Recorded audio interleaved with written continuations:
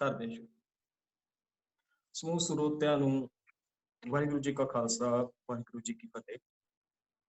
ਅੱਜ ਦਾ ਜਿਹੜਾ ਟੌਪਿਕ ਸਾਡਾ ਵਿਚਾਰ ਗੁਜ਼ਰੇ ਹੈ, ਆਸਾ ਕੀ ਵਾਰ ਬਾਣੀ ਵਿੱਚੋਂ ਅੱਜ ਵਿਚਾਰ ਸਾਂਝੇ ਕਰਨੇ ਨੇ, ਜੋ ਕਿ ਲੜੀਵਾਰ ਆਪ ਇਸ ਕਲਾਸ ਦੇ ਵਿੱਚ ਲਗਾਤਾਰਤਾ ਦੇ ਨਾਲ ਵਿਚਾਰ ਕਰ ਰਹੇ ਹੋ। ਔਰ ਅੱਜ ਦੀ ਵਿਚਾਰ ਹੈ ਉਹ 7ਵੀਂ ਪੌੜੀ ਹੈ। ਇਹਦੇ ਵਿੱਚ 2 ਸ਼ਲੋਕ ਨੇ। ਪਹਿਲਾਂ ਮੈਂ ਇੱਕ ਸ਼ਲੋਕ ਦਾ ਪਾਠ ਦੇਣਾ, ਆਪ ਉਸ ਸ਼ਲੋਕ ਨੂੰ ਸਰਵਣ ਕਰੋ। ਉਸ ਤੋਂ ਬਾਅਦ ਅਸੀਂ ਇਹਦੇ ਵਿਚਾਰ ਜਿਹੜਾ ਹੈ ਉਹ ਸ਼ੁਰੂਆਤ ਕਰਾਂਗੇ। ਤੌਫੀਕ ਸਾਨੂੰ ਪਾਤਸ਼ਾਹ ਬਖਸ਼ਿਸ਼ ਕਰਦੇ ਨੇ ਇਹਨੂੰ ਸਮਝਣ। ਸ਼ਲੋਕ ਮਹਿਲਾ ਪਹਿਲਾ।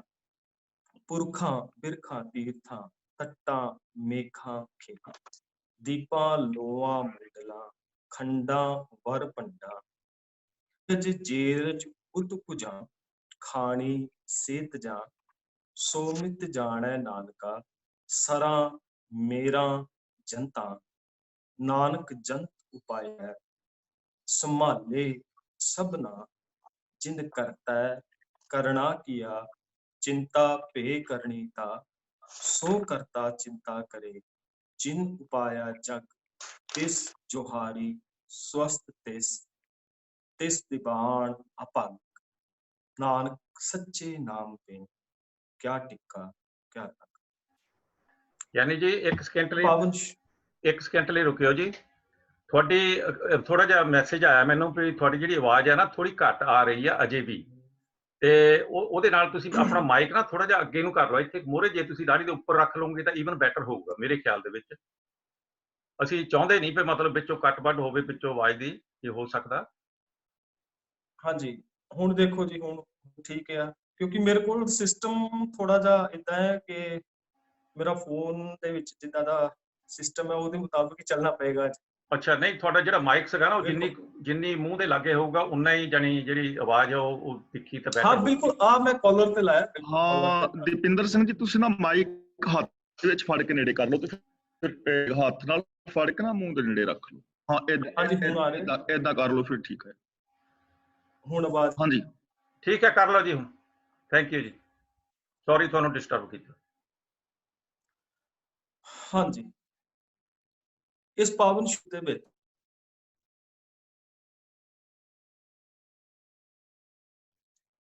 ਗੁਰੂ ਨਾਨਕ ਸਾਹਿਬ ਜੀ ਵਾਹਿਗੁਰੂ ਜੀ ਦੀ ਵਿਸ਼ਾਲਤਾ, ਉਹਨਾਂ ਦੀ ਅਨੰਤਤਾ ਬਿਆਨ ਕਰਦੇ ਨੇ ਕਿ ਉਹ ਅਕਾਲ ਪੁਰਖ ਵਾਹਿਗੁਰੂ ਵਿਸ਼ਾਲ ਨੇ, ਉਹਨਾਂ ਦੀ ਬੇਅੰਤਤਾਈ ਕਿੰਨੀ ਵੱਡੀ ਹੈ। ਔਰ ਉਸ ਵਿਸ਼ਾਲਤਾ ਦੇ ਵਿੱਚੋਂ ਅਸੀਂ ਕੀ ਪ੍ਰਾਪਤ ਕਰਨਾ ਹੈ, ਕੀ ਲੱਭਣਾ ਹੈ, ਔਰ ਕਿਸ ਆਧਾਰ ਤੇ ਆਪਣਾ ਜੀਵਨ ਯਾਪਨ ਕਰਨਾ ਹੈ, ਇਸ ਪੌੜੀ ਔਰ ਇਹਨਾਂ ਸ਼ਲੋਕਾਂ ਦੇ ਵਿੱਚੋਂ ਅਸੀਂ ਜਾਣਨ ਦਾ ਯਤਨ ਕਰਾਂਗੇ ਕਿ ਇਸ ਪਾਵਨ ਸ਼ਲੋਕਾਂ ਦੇ ਵਿੱਚ ਸਾਨੂੰ ਕੀ ਮੈਸੇਜ ਮਿਲਦਾ ਹੈ ਅੱਜ ਦੇ ਦੌਰ ਵਿੱਚ, ਪ੍ਰੈਜ਼ੈਂਟ ਜੀਵਨ ਦੇ ਵਿੱਚ। ਆਸਾ ਕੀ ਵਾਰ ਬਾਣੀ ਦੀ ਵਿਚਾਰ ਆਪ ਸਾਂਝੇ ਕਰ ਰਹੇ ਹੋ। ਹੁਕ ਮਾਤਰ ਬੇਨਤੀ ਕਰਕੇ ਅਸੀਂ ਇਸ ਵਿਸ਼ੇ ਤੇ ਹੁੰਦੇ ਹਾਂ। ਹੁਣ ਵਾਰ ਹੈ, ਅਕਸਰ ਵਾਰ ਜਿਹੜੀ ਹੈ ਉਹ 2 ਧਿਰਾਂ ਦੇ ਵਿੱਚ ਹੁੰਦੀ ਹੈ। ਇੱਕ ਉਥਾਨਕਾ ਵੀ ਘੜੀ ਗਈ ਹੈ ਨਾ ਕਿ ਗੁਰੂ ਨਾਨਕ ਸਾਹਿਬ ਮਹਾਰਾਜ ਜੀ ਜਦੋਂ ਇਹ ਕਿਤੇ ਪਾਕਪਟਨ ਵੱਲ ਗਏ ਤੇ ਉੱਥੇ ਜਾ ਕੇ ਪਾਤਸ਼ਾਹ ਜੀ ਨੂੰ ਕਿਸੇ ਨੇ ਸਵਾਲ ਕੀਤਾ ਕਿ ਤੂੰ ਇੱਕ ਦੀ ਗੱਲ ਕਰਦਾ ਹੈ, ਇੱਕ ਦੀ ਗੱਲ ਕਰਦਾ ਹੈ। ਉਸ ਆਪਣੀ ਬੋਲੀ ਦੇ ਵਿੱਚ ਉਹਨਾਂ ਕਿਹਾ ਤੂੰ ਇੱਕ ਦੀ ਗੱਲ ਕਰਦਾ ਹੈ ਤੇ ਤੂੰ ਵਾਰ ਦੇ ਵਿੱਚ ਕਰਕੇ ਦਿਖਾ, ਕਿਉਂਕਿ ਵਾਰ ਅਕਸਰ ਲਗਾਈ ਜਾਂਦੀ ਹੈ 2 ਧਿਰਾਂ ਦੀ, ਜਿਹਦੇ ਵਿੱਚ ਜੰਗਾਂ ਜੁੱਧਾਂ ਦੀ ਬਾਤ ਹੁੰਦੀ ਹੈ। ਤੇ ਗੁਰੂ ਨਾਨਕ ਸਾਹਿਬ ਜੀ ਨੇ ਫਿਰ ਆਸਾ ਕੀ ਵਾਰ ਬਾਣੀ ਦਾ ਜਿਹੜਾ ਹੈ ਉਹ ਰਚਨਾ ਕੀਤੀ, ਜਿਹਦੇ ਵਿੱਚ ਉਹਨਾਂ ਨੇ ਸਾਨੂੰ ਇਹ ਸਮਝਾਇਆ ਕਿ 2 ਧਿਰਾਂ ਦੀ ਗੱਲ ਕਿਸ ਢੰਗ ਨਾਲ ਹੋ ਸਕਦੀ ਹੈ। ਵਾਰ ਦੇ ਅੰਦਰ ਉਹ ਵੀ ਰੱਬ ਦੀ, ਤੇ ਉਹ ਬੰਦਾ ਕਰਦਾ ਜਿਹੜਾ ਇੱਕ ਦੀ ਗੱਲ ਕਰਦਾ। ਆਪੀ ਨੇ ਆਪ ਸਾਜਿਓ, ਆਪੀ ਨੇ ਰਚਿਓ ਨਾਉ, ਦੁਈ ਕੁਦਰਤ ਸਾਜੀਐ ਕਰ ਆਸਨ ਡਿਠੋ ਚਾਓ। ਉਹਦੇ ਵਿੱਚੋਂ ਇੱਕ ਅਕਾਲ ਪੁਰਖ ਵਾਹਿਗੁਰੂ ਵਿੱਚੋਂ ਹੀ ਜਿਹੜੀ ਕੁਦਰਤ ਦੀ ਸਿਰਜਣਾ ਹੋਈ, ਯਾਨੀ ਕਿ ਉਹ ਆਪ ਅਕਾਲ ਪੁਰਖ ਵਾਹਿਗੁਰੂ ਜੀ ਉਹ ਕੁਦਰਤ ਦਾ ਰੂਪ ਹੋ ਗਏ।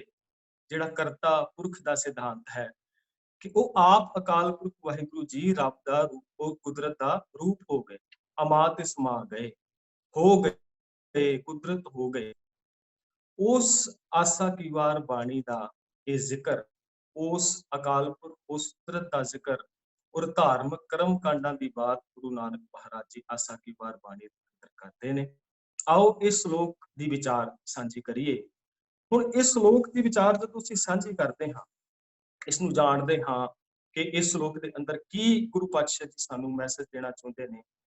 ਇੱਕ ਗੱਲ ਯਾਦ ਰੱਖਿਆ ਜੇ ਕਿ ਜਦੋਂ ਅਸੀਂ ਇਸ ਸ਼ਲੋਕ ਦੀ ਵਿਚਾਰ ਕਰਨੀ ਹੈ ਤੇ ਅਸੀਂ ਇੱਕ ਪੰਕਤੀ ਨੂੰ ਧਿਆਨ ਗੁਜਰੇ ਰੱਖ ਕੇ ਸਮੁੱਚੇ ਸ਼ਲੋਕ ਨੂੰ ਸਮਝਣਾ ਹੈ। ਸੋ ਮਿਤ ਜਾਣੈ ਨਾਨਕਾ ਸਰਾ ਮੇਰਾ ਜਨਤਾ ਭਾਵ, ਕਿ ਉਸ ਅਕਾਲ ਪੁਰਖ ਵਾਹਿਗੁਰੂ ਜੀ ਨੇ ਜਿੰਨੀ ਕ੍ਰਿਤ ਬਣਾਈ ਹੈ ਉਹਦੀ ਗਿਣਤੀ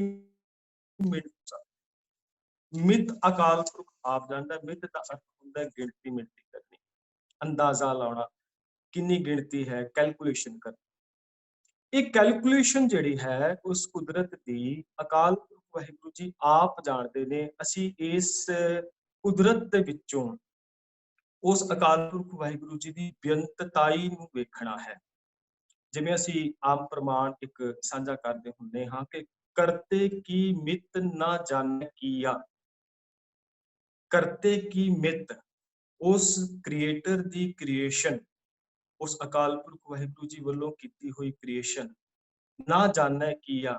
ਈਵਨ ਕਰਤੇ ਨੂੰ ਜਾਣਨਾ ਤੇ ਦੂਰ ਦੀ ਬਾਤ ਹੈ ਕਿ ਉਸ ਅਕਾਲ ਪੁਰਖ ਵਾਹਿਗੁਰੂ ਜੀ ਦੀ ਕੁਦਰਤ ਯਾਨੀ ਕਿ ਉਹਦੀ ਕ੍ਰੀਏਸ਼ਨ ਦੇ ਵਾਸਤੇ ਵੀ ਅਸੀਂ ਅੱਜ ਬੜੇ ਅਗਿਆਨੀ ਹਾਂ, ਬੜੇ ਅਨੁਕੂਲ ਹਾਂ। ਉਹਦੀ ਕ੍ਰੀਏਸ਼ਨ ਬਾਬਤ ਵੀ ਸਾਨੂੰ ਬਹੁਤਾ ਨਹੀਂ ਪਤਾ। ਇਹ ਇੱਕ ਰਮਸ ਹੈ, ਇੱਕ ਰਹੱਸ ਹੈ। ਪਿਛਲੀ ਪੌੜੀ ਦੇ ਅੰਦਰ ਆਪ ਜੀ ਨੇ ਹਉਮੈ ਦੀ ਬਾਤ ਗਿਆਨੀ ਜੀ ਪਾਸੋਂ ਸਾਂਝੀ ਕੀਤੀ ਹੈ ਕਿ ਇੱਕ ਇਨਸਾਨ ਹਉਮੈ ਦੇ ਵਿੱਚ ਕਿਸ ਰੂਪ ਦੇ ਅੰਦਰ ਆਪਣੇ ਜੀਵਨ ਵਿੱਚ ਕਦੇ ਸੁਪੀਰੀਅਰਿਟੀ ਕੰਪਲੈਕਸ ਵਿੱਚ ਆ ਜਾਂਦਾ ਹੈ, ਕਦੇ ਇਨਫੀਰੀਅਰਿਟੀ ਕੰਪਲੈਕਸ ਵਿੱਚ ਆ ਜਾਂਦਾ ਹੈ ਔਰ ਉਹਦੇ ਅੰਦਰ ਤਾਲਮੁਰ ਆਪਣੀ ਜੀਵਨ ਬਰਬਾਦ ਕਰ ਦਿੰਦਾ ਹੈ, ਅਜਾਈ ਵਿਅਰਥ ਗਵਾ ਦਿੰਦਾ ਹੈ।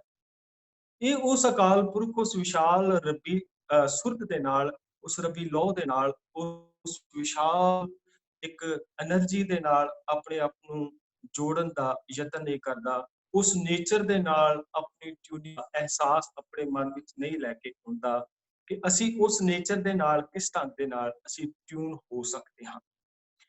ਪਾਤਸ਼ਾਹ ਜੀ ਇਸ ਪਾਵਨ ਸ਼ਲੋਕ ਵਿੱਚ ਸਾਨੂੰ ਸਮਝਾਉਂਦੇ ਨੇ ਪੁਰਖਾਂ ਬਿਰਖਾਂ। ਹੁਣ ਅਸੀਂ ਪਹਿਲਾਂ ਇਹ ਦੋ ਜਿਹੜੇ ਨੇ ਸ਼ਬਦ ਇਹਨਾਂ ਦੀ ਵਿਚਾਰ ਕਰਾਂਗੇ। ਕਹਿੰਦੇ ਨੇ ਪੁਰਖਾਂ, ਪੁਰਖਾਂ ਦਾ ਮਤਲਬ ਪੁਰਖ, ਪੁਰਖ ਦਾ ਮਤਲਬ ਮਨੁੱਖ, ਮਨੁੱਖ ਦਾ ਮਤਲਬ ਇਸ ਧਰਤੀ ਤੇ ਜਿੰਨੇ ਹੋਮੋਸੇਪੀਅੰਸ ਮੌਜੂਦ ਨੇ। ਪਾਤਸ਼ਾਹ ਜੀ ਕਹਿੰਦੇ ਕੋਈ ਇੱਕ ਥੋੜੀ ਹੈ। ਇੱਥੇ ਉਸ ਕਰਤੇ ਦੀ ਕੁਦਰਤ ਦੇ ਵਿੱਚ ਬੇਅੰਤ ਹੀ ਮਨੁੱਖ ਪੁਰਖ ਮੌਜੂਦ ਨੇ। ਅੱਜ ਅਸੀਂ ਗਿਣਤੀ ਕਰਦੇ ਹਾਂ ਲਗਭਗ 7 ਅਰਬ ਜਿਹੜੀ ਪੋਪੂਲੇਸ਼ਨ ਮੰਨੀ ਜਾਂਦੀ ਹੈ ਹੋ ਚੁੱਕੀ ਹੋਵੇਗੀ ਜਾਂ ਹੋਣ ਵਾਲੀ ਹੈ। ਲੇਕਿਨ ਸਾਨੂੰ ਅੱਜ ਦੇ ਜਿਹੜੇ ਸਾਇੰਸ ਵਿਦਵਾਨ ਨੇ, ਸਾਇੰਸ ਵੇਤਾ ਨੇ ਜਾਂ ਜਿਹੜੇ ਪੁਰਾਤਨ ਜਿਹੜੇ ਵਿਭਾਗ ਦੇ ਰਿਸਰਚਰ ਨੇ ਉਹ ਇਹ ਦੱਸਦੇ ਨੇ ਕਿ ਇਸ ਧਰਤੀ ਉੱਤੇ ਲਗ ਬਿਲੀਅਨਸ ਸਾਲ ਪਹਿਲਾਂ 7 ਬਿਲੀਅਨ ਸਾਲ ਕੋਈ ਅੰਦਾਜ਼ਾ ਉਹਨਾਂ ਨੇ ਲਾਇਆ ਵੀ ਸਾਡਾ ਐਂਸੈਸਟਰ ਇਸ ਧਰਤੀ ਦੇ ਉੱਤੇ ਘੁੰਮਦਾ ਹੁੰਦਾ ਸੀ। ਕਿੰਨੀ ਮਖਲੂਕਾਤ ਆ ਕੇ ਚਲੀ ਗਈ ਹੋਵੇਗੀ। ਔਰ ਉਸ ਤੋਂ ਪਹਿਲਾਂ ਸਾਡੇ ਉਹ 7 ਬਿਲੀਅਨ ਸਾਲ ਪਹਿਲਾਂ ਜਿਹੜਾ ਕੋਈ ਸਾਡਾ ਐਂਸੈਸਟਰ ਇੱਥੇ ਸਾਡਾ ਪੂਰਵਜ ਘੁੰਮਦਾ ਹੁੰਦਾ ਸੀ, ਉਸ ਤੋਂ ਪਹਿਲਾਂ ਵੀ ਬਹੁਤ ਸਾਰੀਆਂ ਪ੍ਰਜਾਤੀਆਂ ਇਸੇ ਧਰਤੀ ਤੇ ਵਿਚਰੀਆਂ ਨੇ ਜਿਨ੍ਹਾਂ ਦੇ ਨਾਮ ਸਾਇੰਸ ਨੇ ਖੋਜ ਕੱਢ ਕੇ ਇਹ ਰੱਖੇ ਨੇ ਕਿ ਕੁਝ ਡਰਾਈਪੀਥੀਅਸ ਇੱਕ ਪ੍ਰਜਾਤੀ ਵਿਚਰਦੀ ਹੈ, ਕੋਈ ਆਸਟ੍ਰੇਲੋਪੀਥੀਅਸ ਜਿਹੜੀ ਪ੍ਰਜਾਤੀ ਇਸ ਧਰਤੀ ਤੇ ਵਿਚਰੀ। ਉਸ ਤੋਂ ਬਾਅਦ ਹੋਮੋ ਹੈਬਿਲਸ ਨਾਮ ਦੀ ਪ੍ਰਜਾਤੀ ਇਸ ਧਰਤੀ ਤੇ ਵਿਚਰੀ, ਫਿਰ ਹੋਮੋ ਇਰੈਕਟਸ ਆ ਗਏ ਔਰ ਅੱਜ ਅਸੀਂ ਹੋਮੋਸੇਪੀਅੰਸ ਦੇ ਰੂਪ ਦੇ ਵਿੱਚ, ਮਖਲੂਕਾਤ ਦੇ ਰੂਪ ਦੇ ਵਿੱਚ, ਮਨੁੱਖ ਦੇ ਰੂਪ ਦੇ ਵਿੱਚ ਇਸ ਧਰਤੀ ਤੇ ਵਿਚਰ ਰਹੇ ਹਾਂ। ਇਹ ਸਾਡੇ ਅੰਦਾਜ਼ੇ ਨੇ, ਪਤਾ ਨਹੀਂ ਕਿੰਨੇ ਧਰਤੀ ਦੇ ਉੱਤੇ ਔਰ ਕਿੰਨੇ ਚਲੇ ਗਏ। ਪਾਤਸ਼ਾਹ ਜੀ ਕਹਿੰਦੇ ਨੇ ਇੱਕ ਪੁਰਖ, ਇੱਥੇ ਬੇਅੰਤ ਪੁਰਖਾਂ ਦੀ ਬਾਤ ਹੋ ਰਹੀ ਹੈ। ਇਸ ਸ਼ਲੋਕ ਦੇ ਵਿੱਚ ਜਦੋਂ ਅਸੀਂ ਅੱਗੇ ਵਿਚਾਰਾਂਗੇ ਕਿਤੇ ਧਾਰਮਿਕ ਕਰਮ ਕਾਂਡਾਂ ਦੀ ਬਾਤ ਗੁਰੂ ਨਾਨਕ ਮਹਾਰਾਜ ਜੀ ਨੇ ਅਖੀਰ ਵਿੱਚ ਕੀਤੀ। ਇੱਕ ਐਂਗਲ ਇਸ ਸ਼ਲੋਕ ਨੂੰ ਸਮਝਣ ਦਾ ਇਹ ਵੀ ਹੋ ਸਕਦਾ ਹੈ ਕਿ ਜੇ ਇੰਨੀ ਬੇਅੰਤਤਾਈ ਹੈ ਤੇ ਤੂੰ ਕੇਵਲ ਇੱਕ ਪੁਰਖ ਨੂੰ ਰੱਬ ਮੰਨ ਕੇ ਤੇ ਉਹਦੀ ਪੂਜਾ ਕਰਦਾ ਹੈ, ਇਹ ਬਾਤ ਕੋਈ ਬਹੁਤੀ ਜਾਇਜ਼ ਨਹੀਂ।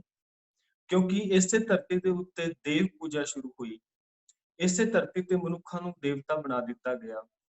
ਇਸੇ ਧਰਤੀ ਦੇ ਉੱਤੇ ਜਿਹੜੇ ਪੋਪ ਸੀਗੇ ਉਹਨਾਂ ਨੂੰ, ਬੰਦਿਆਂ ਨੂੰ ਇੱਕ ਰੱਬ ਦਾ ਰੂਪ ਬਣ ਕੇ ਪੂਜਿਆ ਗਿਆ।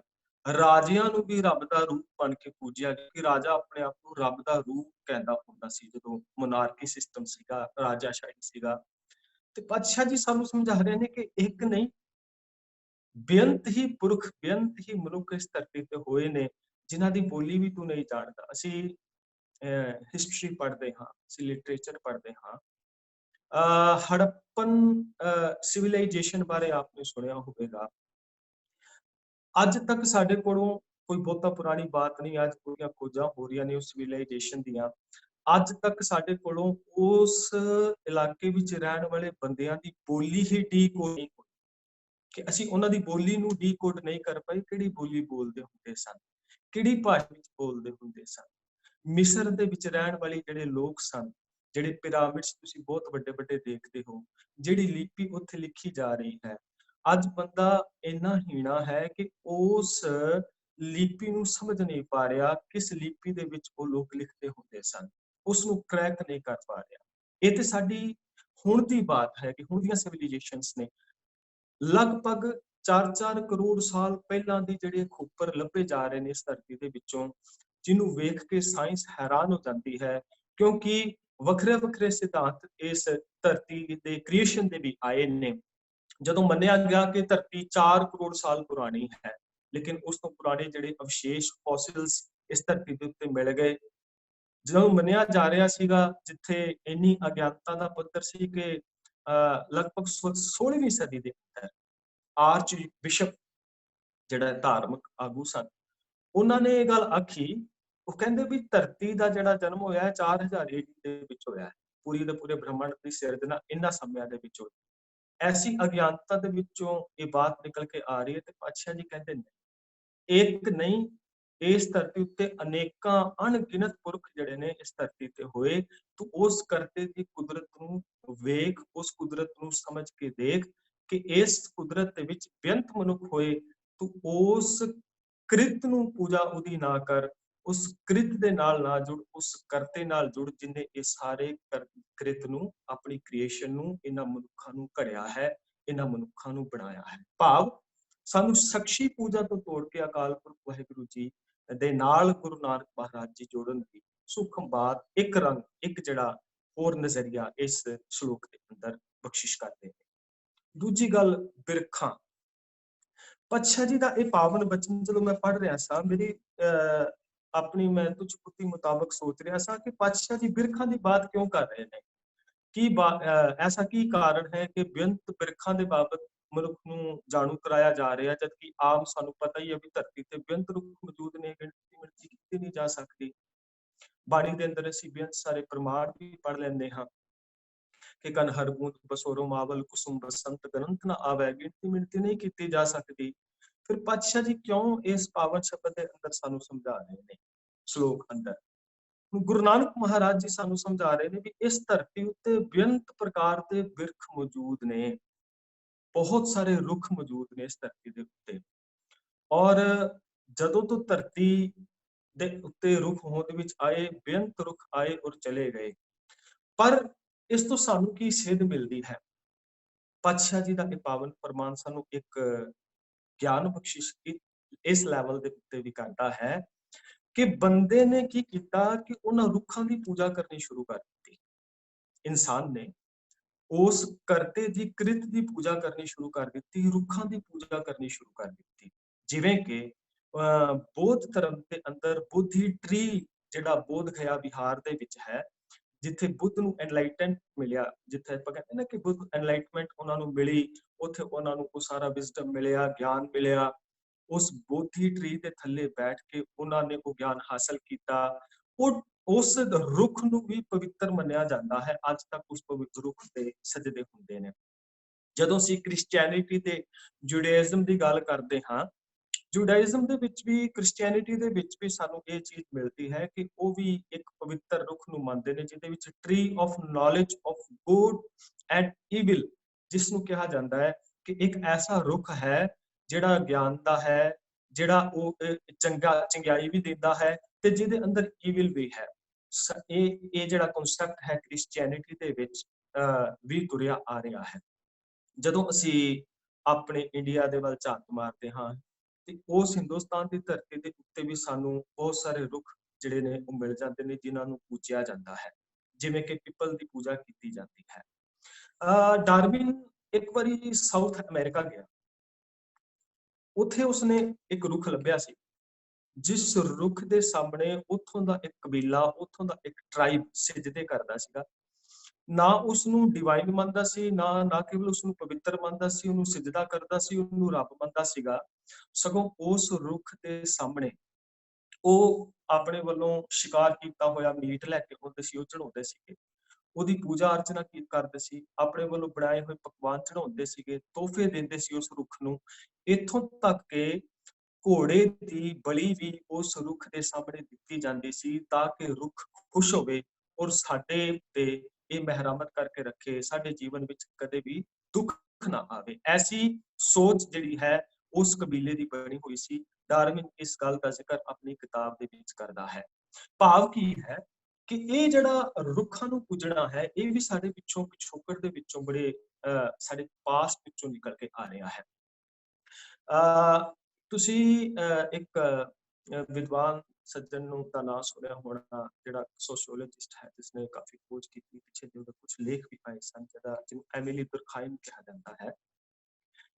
ਇੱਕ ਜ਼ਿਕਰ ਕਰਦਾ ਹੈ, ਇਹ ਕਹਿੰਦਾ ਕਿ ਅਸਲ ਦੇ ਵਿੱਚ ਨਾ ਕਿ ਜਦੋਂ ਬੰਦਾ ਪ੍ਰਿਮਿਟਿਵ ਸੀਗਾ, ਪ੍ਰਿਮਿਟਿਵ ਮੈਨ ਸੀਗਾ, ਜਿਹੜਾ ਆਦੀਵਾਸੀ ਸੀਗਾ, ਇਕੱਲਾ ਬੰਦਾ ਰਹਿੰਦਾ ਹੁੰਦਾ ਸੀ, ਪਹਿਲਾਂ ਇਕੱਲਾ ਸੀ, ਜਦੋਂ ਪੁਰਾਤਨ ਸਮੇਂ ਦੇ ਵਿੱਚ, ਜਦੋਂ ਇਕੱਲਾ ਜੰਗਲਾਂ ਦੇ ਵਿੱਚ ਭਟਕਦਾ ਹੁੰਦਾ ਸੀਗਾ, ਜਦੋਂ ਇਹਨੂੰ ਕੋਈ ਆਪਣਾ ਇਨਸਾਨ ਮਿਲਦਾ ਸੀ, ਆਪਣਾ ਕੋਈ ਜੀਵ ਮਿਲਦਾ ਸੀਗਾ ਜਾਂ ਕੋਈ ਮਨੁੱਖ ਮਿਲਦਾ ਸੀ, ਉਸ ਮਨੁੱਖ ਨੂੰ ਮਿਲ ਕੇ ਬੜਾ ਖੁਸ਼ ਹੁੰਦਾ ਸੀ। ਜਦੋਂ ਇਕੱਠ ਹੋ ਜਾਂਦਾ ਸੀ ਨਾ ਮਨੁੱਖਾਂ ਦਾ, ਉਸ ਇਕੱਠ ਵਿੱਚ ਇੱਕ ਖੁਸ਼ੀ ਮਹਿਸੂਸ ਕਰਦਾ ਸੀਗਾ। ਹੁਣ ਫਿਰ ਜਦੋਂ ਜੰਗਲ ਵਿੱਚ ਅੱਗੇ ਵੱਧ ਗਿਆ, ਯਾਤਰਾ ਕੀਤੀ ਇਸਨੇ, ਇਕੱਲਾ ਹੋ ਗਿਆ, ਫਿਰ ਉਦਾਸ ਹੋ ਗਿਆ। ਹੁਣ ਜਦੋਂ ਉਦਾਸ ਹੋਇਆ ਨਾ, ਫਿਰ ਮੁੜ ਕੇ ਸੋਚਦਾ ਹੈ ਵੀ ਮੈਨੂੰ ਉਹ ਖੁਸ਼ੀ ਦੁਬਾਰਾ ਕਿਉਂ ਨਾ ਹਾਸਲ ਹੋਵੇ। ਹੁਣ ਉਹ ਖੁਸ਼ੀ ਬਾਰੇ ਸੋਚਦਾ ਹੈ, ਉਹ ਹੈਪੀਨੈਸ ਬਾਰੇ ਸੋਚਦਾ ਵੀ ਕਿਉਂ ਮਿਲੀ। ਹੁਣ ਉਹ ਸੋਚਦਾ ਸੀਗਾ ਕਿ ਜਿਸ ਰੁੱਖ ਦੇ ਥੱਲੇ ਮੈਂ ਉਹਨਾਂ ਨੂੰ ਮਿਲਿਆ, ਬੰਦਿਆਂ ਨੂੰ ਭੁੱਲ ਜਾਂਦਾ ਹੈ, ਰੁੱਖ ਨੂੰ ਯਾਦ ਰੱਖਦਾ ਹੈ ਕਿ ਰੁੱਖ ਦੇ ਕਰਕੇ ਮੈਨੂੰ ਖੁਸ਼ੀ ਮਿਲੀ, ਕਿਉਂਕਿ ਰੁੱਖ ਥੱਲੇ ਮਿਲੇ ਸੀ ਸਾਰੇ ਦੇ ਸਾਰੇ, ਕਿਸੇ ਨਦੀ ਦੇ ਕੰਢੇ ਉੱਤੇ ਮਿਲੇ ਸੀ ਸਾਰੇ ਦੇ ਸਾਰੇ, ਕਿਸੇ ਪਹਾੜ ਦੇ ਲਾਗੇ ਮਿਲੇ ਸੀ ਸਾਰੇ ਦੇ ਸਾਰੇ ਬੰਦੇ। ਹੁਣ ਉਹ ਪਹਾੜ, ਉਹ ਨਦੀ, ਉਹ ਰੁੱਖ ਯਾਦ ਰਹਿ ਗਿਆ, ਲੇਕਿਨ ਬੰਦੇ ਭੁੱਲ ਗਏ ਵਿੱਚੋਂ, ਕਿਉਂਕਿ ਸਾਡੀ ਮਨੋਵਿਗਿਆਨ ਕਹਿੰਦਾ ਹੈ ਕਿ ਅਸੀਂ ਜਿਹੜਾ ਹਿਊਮਨ ਜਿਹੜਾ ਹੈ, ਇੱਕ ਸੋਸ਼ਲ ਐਨੀਮਲ ਹੈ, ਇੱਕ ਸਮਾਜਿਕ ਜੀਵ ਹੈ। ਕੱਲਾ ਇਹ ਕਦੇ ਖੁਸ਼ ਨਹੀਂ ਰਹਿ ਸਕਦਾ। ਹੁਣ ਤੁਸੀਂ ਵੇਖੋ, ਕਰੋਨਾ COVID-19 ਦੇ ਕਰਕੇ ਸਭ ਤੋਂ ਵੱਧ ਡਿਪਰੈਸ਼ਨ ਇਹ ਵੀ ਵੱਧ ਰਹੀ ਹੈ ਕਿ ਬੰਦਾ ਘਰ ਵਿੱਚ ਕੱਲਾ ਮਹਿਸੂਸ ਕਰ ਰਿਹਾ ਹੈ, ਕਿਉਂਕਿ ਇਹ ਸੋਸ਼ਲ ਐਨੀਮਲ ਹੈ। ਈਵਨ ਤੁਸੀਂ ਦੇਖੋ ਕਿ ਹੁਣ ਅਸੀਂ ਜੁੜੇ ਹਾਂ ਸੋਸ਼ਲ ਮੀਡੀਆ ਉੱਤੇ, ਤੇ ਤੁਸੀਂ ਵਿਚਾਰਾਂ ਤੋਂ ਪਹਿਲਾਂ ਸਾਰੇ ਖੁਸ਼ ਹੋ ਰਹੇ ਸੀਗੇ, ਹੱਸ ਖੇਡ ਰਹੇ ਸੀ, ਗੱਲਾਂ ਕਰ ਰਹੇ ਸੀਗੇ, ਬੜੇ ਮੁਸਕਰਾ ਰਹੇ ਸੀ। ਕਾਰਨ ਹੈ ਕਿ ਸੋਸ਼ਲ ਮੀਡੀਆ ਤੇ ਵੀ ਐਸੇ ਐਪਸ ਬਣਾਏ ਗਏ ਜਿਹੜੇ ਸਾਨੂੰ ਜੋੜ ਕੇ ਰੱਖਦੇ ਨੇ ਸਮਾਜ ਦੇ ਨਾਲ, ਜਿਹੜੇ ਸਾਨੂੰ ਲੋਕਾਂ ਦੇ ਨਾਲ ਜੋੜ ਕੇ ਰੱਖਦੇ ਨੇ, ਜਿਵੇਂ ਫੇਸਬੁੱਕ ਹੈ, ਜਿਵੇਂ WhatsApp ਹੈ, ਜਾਂ ਜੇ ਅਸੀਂ ਮਾਲਸ ਨੂੰ ਦੇਖਦੇ ਹਾਂ ਕਿ ਇੱਕ ਬੰਦਾ ਇੱਕ ਦੁਕਾਨ ਤੇ ਜਾ ਕੇ ਸਮਾਨ ਖਰੀਦ ਕੇ ਲੈ ਕੇ ਆ ਸਕਦਾ ਹੈ, ਪਰ ਜਦੋਂ ਉਹ ਮਾਲ ਵਿੱਚ ਜਾਂਦਾ ਹੈ ਜਿੱਥੇ ਬਹੁਤ ਸਾਰੇ ਲੋਕ ਜਮਾ ਨੇ, ਉੱਥੇ ਉਹ ਖੁਸ਼ੀ ਮਹਿਸੂਸ ਕਰਦਾ ਹੈ। ਥੋੜੀ ਜਿਹੀ ਬਾਰੀਕ ਬਾਤ ਹੈ, ਇਸ ਨੂੰ ਸਮਝਣ ਦਾ ਯਤਨ ਕਰਨਾ ਕਿ ਜਦੋਂ ਬੰਦਾ ਕੋਲੈਕਟਿਵਲੀ ਇਕੱਠਾ ਹੁੰਦਾ ਹੈ, ਮਖਲੂਕਾਤ ਬੰਦੇ ਇਕੱਤਰ ਹੁੰਦੇ ਨੇ, ਇਹ ਵਧੇਰੇ ਖੁਸ਼ੀ ਮਹਿਸੂਸ ਕਰਦਾ ਹੈ। ਦੁਰਖਾਈਮ ਇਸੇ ਗੱਲ ਨੂੰ ਪ੍ਰੋੜਤਾ ਕਰਦੇ ਹੋਏ ਕਹਿੰਦਾ ਸੀ, ਉਹ ਕਹਿੰਦਾ ਬੰਦੇ ਨੇ ਸੋਚਿਆ ਵੀ ਮੇਰੀ ਖੁਸ਼ੀ ਦਾ ਅਹਿਸਾਸ ਜਿਹੜਾ ਹੈ, ਜਦੋਂ ਅਸੀਂ ਸਾਰੇ ਇਕੱਠੇ ਹੋਏ, ਉਸ ਅਹਿਸਾਸ ਨੂੰ ਉਸਨੇ ਉਸ ਰੁੱਖ ਦੇ ਨਾਲ ਜੋੜ ਦਿੱਤਾ। ਉਹ ਉਸ ਰੁੱਖ ਦੀ ਪੂਜਾ ਕਰਨ ਲੱਗਾ, ਇਕੱਲਾ ਜਾਂਦਾ ਹੈ, ਫਿਰ ਉਹਦੀ ਪੂਜਾ ਕਰਦਾ ਹੈ, ਸ਼ਾਇਦ ਮੈਨੂੰ ਉਹ ਖੁਸ਼ੀ ਦਾ ਅਹਿਸਾਸ ਫੇਰ ਹੋ ਜਾਵੇ, ਮੁੜ ਕੇ ਹੋ ਜਾਵੇ। ਇਸੇ ਹੀ ਗੱਲ ਨੂੰ ਅੱਗੇ ਤੋਰਦੇ ਹਾਂ, ਅੱਜ ਅਸੀਂ ਅਜੋਕੇ ਸਮੇਂ ਦੀ ਘਟਨਾ ਦਾ ਜ਼ਿਕਰ ਵੀ ਕਰ ਲੈਂਦੇ ਹਾਂ ਕਿ ਪਾਤਸ਼ਾਹ ਜੀ ਤੇ ਕਹਿੰਦੇ ਨੇ ਵੀ ਬੇਨਤੀ ਜਿਹੜੇ ਨੇ ਉਹ ਬਿਰਖ ਨੇ, ਬਹੁਤ ਸਾਰੇ ਰੁੱਖ ਨੇ ਇਸ ਧਰਤੀ ਦੇ ਉੱਤੇ ਮੌਜੂਦ ਨੇ, ਤੂੰ ਉਹਨਾਂ ਦੇ ਨਾਲ ਉਸ ਕਰਤੇ ਦੀ ਕ੍ਰਿਤ ਦੇ ਨਾਲ ਜੁੜ, ਉਹਨਾਂ ਦੇ ਵਿੱਚੋਂ ਉਸ ਮਦਰ ਨੇਚਰ ਵਿੱਚੋਂ ਤੂੰ ਚੰਗਾ ਗੁਣ ਲੈ ਸਕਦਾ ਹੈ। ਜਿਵੇਂ ਬਾਬਾ ਫਰੀਦ ਜੀ ਕਹਿੰਦੇ ਨੇ, ਰੁੱਖਾਂ ਦੀ ਜੀਰਾਂਤ, ਕਿ ਤੇਰੇ ਅੰਦਰ ਐਸੀ ਪੇਸ਼ੈਂਸ ਹੋਵੇ, ਤੂੰ ਉਸ ਪੇਸ਼ੈਂਸ ਨੂੰ ਇੱਕ ਰੁੱਖ ਦੇ ਵਿੱਚੋਂ ਲੈ ਸਕਦਾ ਹੈ ਕਿ ਕਿਵੇਂ ਇੱਕ ਬੀਜ ਫੁੱਟਿਆ, ਫਿਰ ਮੌਸਮ ਬਦਲਿਆ, ਮੌਸਮ ਬਦਲਣ ਦੇ ਨਾਲ ਉਹਦੇ ਉੱਤੇ ਲਹਿਰਾਂ ਆਈਆਂ, ਕਰੂੰਬਲਾਂ ਆਈਆਂ, ਪੱਤੇ ਆਏ, ਫਿਰ ਮੌਸਮ ਬਦਲਿਆ, ਫਿਰ ਤਾਂ ਜਾ ਕੇ ਉਸ ਰੁੱਖ ਦੇ ਉੱਤੇ ਫਲ ਲੱਗਾ। ਉਸ ਰੁੱਖ ਨੇ ਪਤਾ ਨਹੀਂ ਕਿੰਨੇ ਤੂਫਾਨ ਝੱਲੇ, ਕਿੰਨੀਆਂ ਧੁੱਪਾਂ ਚੱਲੀਆਂ, ਕਿੰਨੇ ਮੀਂਹ ਚੱਲੇ, ਤਾਂ ਜਾ ਕੇ ਕਿਤੇ ਉਸ ਨੂੰ ਫਲ ਨਸੀਬ ਹੁੰਦਾ ਹੈ। ਸਾਨੂੰ ਇਹ ਪੇਸ਼ੈਂਸ ਉਸ ਰੁੱਖ ਦੇ ਵਿੱਚੋਂ ਮਿਲਦੀ ਹੈ। ਲੇਕਿਨ ਅਸੀਂ ਕੀ ਕੀਤਾ, ਦੇਖੋ ਜੋ ਚੀਜ਼ ਗੁਰੂ ਸਾਹਿਬ ਨਾਲ ਜੁੜ ਜਾਂਦੀ ਹੈ ਸਾਡੇ ਵਾਸਤੇ ਸਤਿਕਾਰਯੋਗ ਹੋ ਜਾਂਦੀ ਹੈ। ਜਿਹੜੀ ਵੀ ਚੀਜ਼ ਗੁਰੂ ਸਾਹਿਬ ਨਾਲ ਜੁੜ ਗਈ ਉਹ ਸਾਡੇ ਵਾਸਤੇ ਸਤਿਕਾਰਯੋਗ ਹੈ। ਪਰ ਪਿੱਛੇ ਤੁਸੀਂ ਇਹ ਘਟਨਾ ਦਾ ਸੋਸ਼ਲ ਮੀਡੀਆ ਦੇ ਉੱਤੇ ਜਿਹੜੀ ਬੜੀ ਵਾਇਰਲ ਵੀ ਹੋਈ ਵੇਖੀ ਹੋਣੀ ਕਿ ਸੁਲਤਾਨਪੁਰ ਲੋਧੀ ਦੇ ਅੰਦਰ ਇੱਕ ਬੇਰੀ ਵਿੱਚੋਂ ਖੂਨ ਨਿਕਲ ਗਿਆ। ਉਸ ਨੂੰ ਉਹ ਵਾਇਰਲ ਵੀ ਹੋ ਗਈ ਔਰ ਮੰਨਿਆ ਗਿਆ ਕਿ 1984 ਦੇ ਵਿੱਚ ਵੀ ਉਹਦੇ ਵਿੱਚੋਂ ਲਹੂ ਨਿਕਲਿਆ ਸੀ। ਕਿਤੇ ਨਾ ਕਿਤੇ ਕਰੋਪੀ ਨਾਲ ਜੋੜ ਦਿੱਤਾ ਰੱਬ ਦੀ, ਕਿ ਉਹ ਤੇ ਰੱਬ ਦੀ ਕਰੋਪੀ ਹੋ ਗਈ। ਫਿਰ ਇਸ ਤੋਂ ਬਾਅਦ ਹੁਣ ਇਹ ਮੰਨਿਆ ਗਿਆ ਵੀ COVID-19 ਦੇ ਕਰਕੇ ਉਹਦੇ ਵਿੱਚੋਂ ਮੁੜ ਕੇ ਜਿਹੜਾ ਹੈ ਉਹ ਲਹੂ ਨਿਕਲਿਆ ਹੈ ਔਰ ਉਸ ਲਹੂ ਦੇ ਕਰਕੇ ਇਹ ਕਰੋਪੀ ਜਿਹੜੀ ਹੈ ਇਹ ਮਨੁੱਖਤਾ ਦੇ ਉੱਤੇ ਹੋ ਰਹੀ ਹੈ।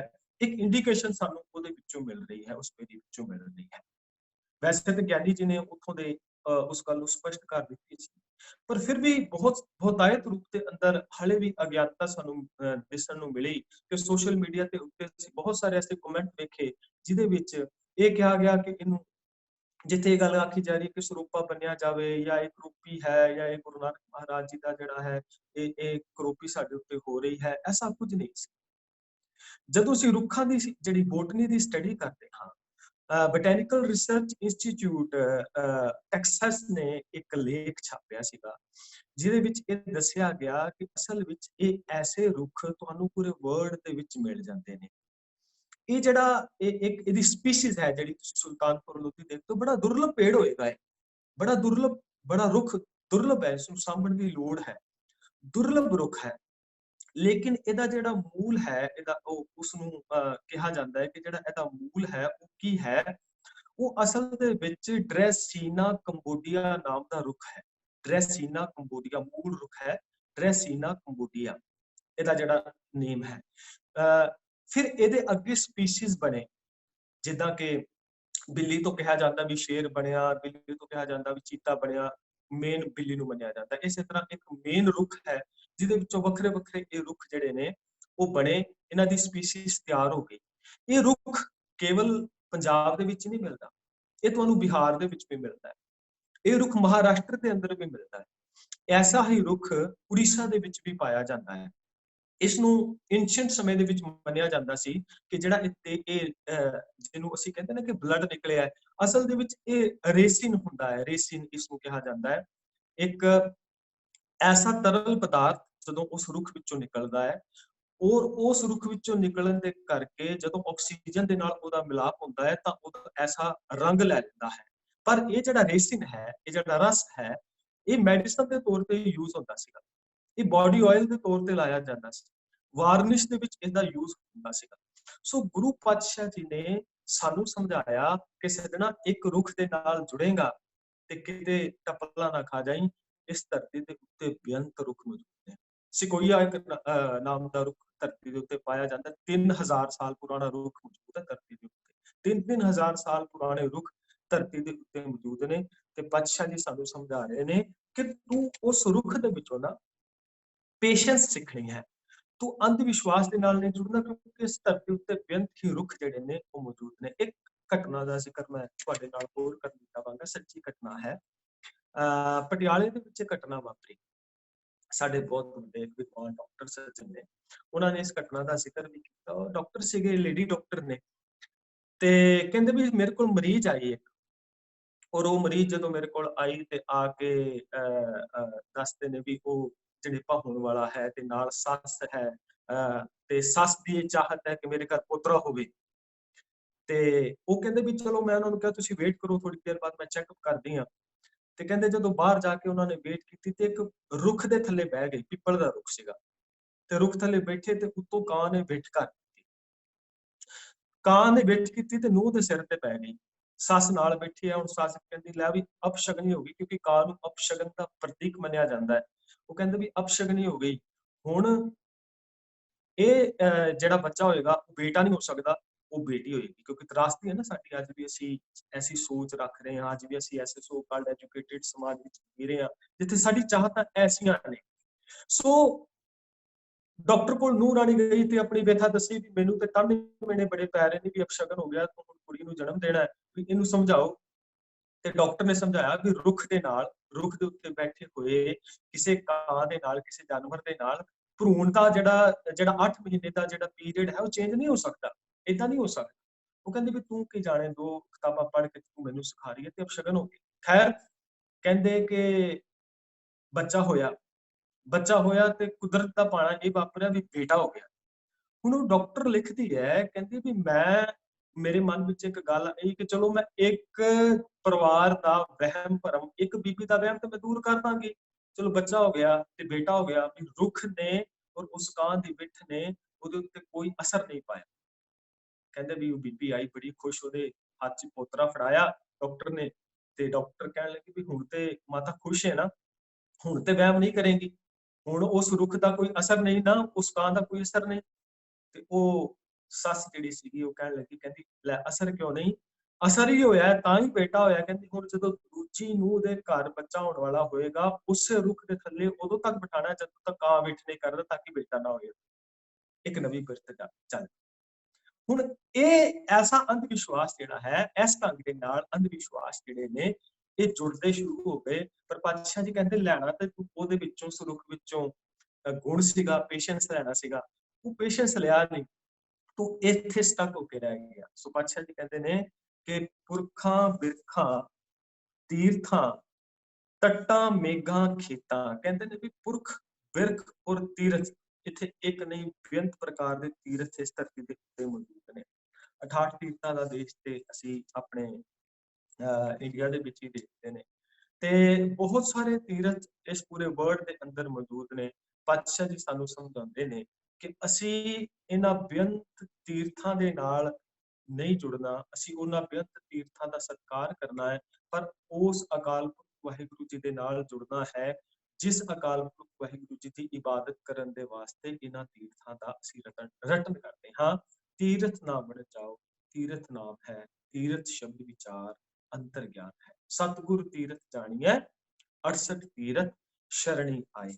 ਇਸੇ ਤਰ੍ਹਾਂ ਤੱਟਾਂ ਮੇਘਾਂ ਖੇਤਾਂ, ਤੱਟਾਂ ਦਾ ਮਤਲਬ ਹੁੰਦਾ ਨਦੀਆਂ ਦੇ ਕਿਨਾਰੇ, ਨਦੀਆਂ ਦੇ ਕਿਨਾਰਿਆਂ ਦਾ। ਜਿੱਦਾਂ ਅਸੀਂ ਕਹਿੰਦੇ ਵੀ ਉਹਨਾਂ ਅਸਥਾਨਾਂ ਦੇ ਉੱਤੇ ਸਾਨੂੰ ਕੀ ਸੇਧ ਮਿਲ ਸਕਦੀ ਹੈ, ਸਾਨੂੰ ਪੋਜ਼ਿਟਿਵਿਟੀ ਕੀ ਮਿਲਦੀ ਹੈ। ਤੱਟ ਜਿਹੜੇ ਨੇ, ਤੱਟ, ਨਦੀ ਦੇ ਤੱਟ, ਮਰਿਆਦਾ ਸ਼ਬਦ ਵੀ ਇੱਥੋਂ ਹੀ ਬਣਿਆ, ਮਰਿਆ ਸ਼ਬਦ ਤੋਂ ਬਣਿਆ। ਮਰਿਆ ਸ਼ਬਦ ਜਿਹੜਾ ਹੈ, ਇਹਨੂੰ 2 ਤੱਟਾਂ ਨੂੰ ਕਹਿੰਦੇ ਨੇ ਕਿ ਜਿਸ 2 ਹੱਦ ਬੰਨੇ ਦੇ ਵਿੱਚ ਪਾਣੀ ਚੱਲਦਾ ਹੈ, ਉਸਨੂੰ ਮਰਿਆ ਕਹਿੰਦੇ, ਉੱਥੋਂ ਹੀ ਮਰਿਆਦਾ ਸ਼ਬਦ ਬਣਿਆ।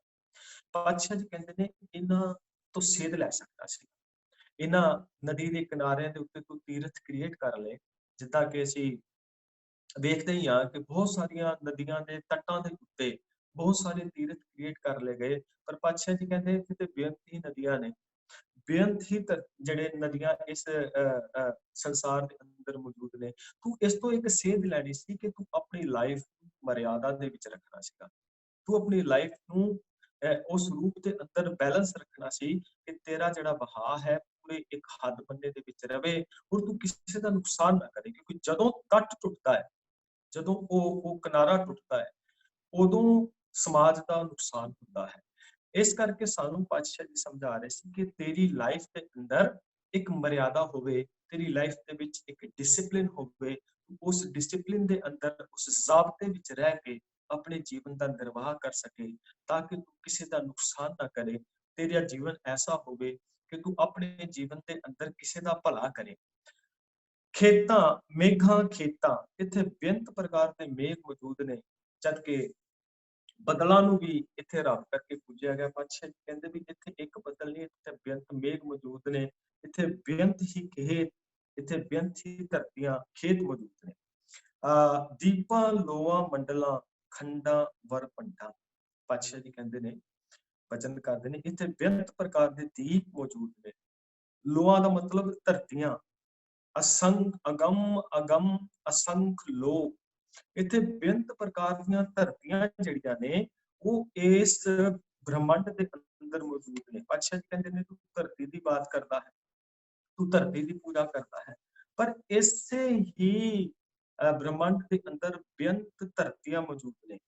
ਇਸ ਪਾਵਨ ਪੰਕਤੀ ਦੇ ਅੰਦਰ ਪਾਤਸ਼ਾਹ ਜੀ ਜ਼ਿਕਰ ਕਰ ਰਹੇ ਨੇ ਕਿ ਦੀਪਾ ਲੋਆ ਮੰਡਲਾ ਖੰਡਾ ਵਰਪੰਡਾ, ਇੱਥੇ ਬੇਅੰਤ ਖੰਡ ਨੇ ਔਰ ਬੇਅੰਤ ਹੀ ਵਰਪੰਡ ਨੇ। ਭਾਵ ਵਰਪੰਡ ਦਾ ਮਤਲਬ ਬ੍ਰਹਮੰਡ, ਇੱਕ ਬ੍ਰਹਮੰਡ ਨਹੀਂ ਬਹੁਤ ਸਾਰੇ ਬ੍ਰਹਮੰਡ ਮੌਜੂਦ ਨੇ, ਬਹੁਤ ਸਾਰੇ ਮੰਡਲ ਮੌਜੂਦ ਨੇ ਜਿਹਨੂੰ ਅਸੀਂ ਸੋਲਰ ਸਿਸਟਮ ਕਹਿੰਦੇ ਹਾਂ। ਇੱਕ ਸੋਲਰ ਸਿਸਟਮ ਨਹੀਂ, ਇੱਥੇ ਬੇਅੰਤ ਪ੍ਰਕਾਰ ਦੇ ਸੋਲਰ ਸਿਸਟਮਸ ਮੌਜੂਦ ਨੇ। ਇੱਥੇ ਕੁਦਰਤ ਦੀ ਵਿਸ਼ਾਲਤਾ ਦਾ ਜ਼ਿਕਰ ਸਤਿਗੁਰੂ ਪਾਤਸ਼ਾਹ ਜੀ ਕਰਦੇ ਨੇ। ਬੰਦਾ ਇੰਨਾ ਹੀਣਾ ਹੈ, ਬੜੀ ਥੋੜ੍ਹੇ ਚਿਰ ਦਾ ਇਹਦਾ ਜੀਵਨ ਹੈ। ਕਿੰਨਾ ਕੁ ਜੀਵਨ ਹੈ ਅਸੀਂ ਪਿੱਛੇ ਮੁੜ ਕੇ ਦੇਖਦੇ ਹਾਂ ਤੇ ਲੱਗਦਾ ਵਿੱਚ ਤੇ ਹੁਣੇ ਕੱਲ ਦੀ ਬਾਤ ਹੈ, ਸਾਡਾ ਬਚਪਨ ਸੀ ਤੇ ਹੁਣ ਜਵਾਨੀ ਚਲੀ ਗਈ ਤੇ ਬਜ਼ੁਰਗੀ ਆ ਗਈ, ਜੀਵਨ ਬਿਲਕੁਲ ਅੰਤਲੇ ਪੜਾਅ ਤੇ ਆ ਕੇ ਖੜਾ ਹੋ ਗਿਆ। ਪਰ ਪਾਤਸ਼ਾਹ ਜੀ ਕਹਿੰਦੇ ਤੂੰ ਉਸ ਬੇਅੰਤ ਨਾਲ ਜੁੜੀ ਨਹੀਂ ਪਾਇਆ ਕਿ ਕਿੰਨਾ ਬੇਅੰਤ ਉਸ ਅਕਾਲ ਪੁਰਖ ਵਾਹਿਗੁਰੂ ਜੀ ਦਾ ਪਸਾਰਾ ਸੀਗਾ, ਕਿੰਨੇ ਬੇਅੰਤ ਮੰਡਲ ਇਸ ਧਰਤੀ ਦੇ ਉੱਤੇ ਇਸ ਬ੍ਰਹਮੰਡ ਦੇ ਅੰਦਰ ਮੌਜੂਦ ਸੀਗਾ, ਕਿੰਨੀ ਵਿਸ਼ਾਲਤਾ ਉਹਦੀ ਕੁਦਰਤ ਦੇ ਅੰਦਰ ਸੀਗਾ, ਕਦੇ ਉਸ ਨੂੰ ਜਾਣਨ ਦਾ ਯਤਨ ਨਹੀਂ ਕੀਤਾ। ਲਾਈਟ ਸਪੀਡ ਦੀ ਅਸੀਂ ਬਾਤ ਕਰਦੇ ਹਾਂ। ਇੱਕ ਮੰਡਲ ਦੇ ਵਿੱਚੋਂ ਅਸੀਂ ਕਹਿੰਦੇ ਨਾ ਵੀ ਸਾਡੇ ਸੌਰ ਮੰਡਲ ਦੇ ਵਿੱਚ, ਸਾਡੇ ਸੋਲਰ ਸਿਸਟਮ ਦੇ ਵਿੱਚ ਸੂਰਜ ਦੀ ਰੋਸ਼ਨੀ ਸਾਡੇ ਤੱਕ ਪਹੁੰਚਦੀ ਹੈ 8.5 ਮਿੰਟ ਲੱਗਦੇ ਨੇ ਲਗਭਗ। ਲੇਕਿਨ ਸੂਰਜ ਦੇ ਲਾਗੇ ਇੱਕ ਸਭ ਤੋਂ ਨੇੜਲਾ ਜਿਹੜਾ ਤਾਰਾ ਹੈ ਨਾ, ਉਹਦੀ ਰੋਸ਼ਨੀ ਸਾਡੇ ਤੱਕ ਪਹੁੰਚਦਿਆਂ ਲਗਭਗ 4.5 ਸਾਲ ਲੱਗ ਜਾਂਦੇ ਨੇ।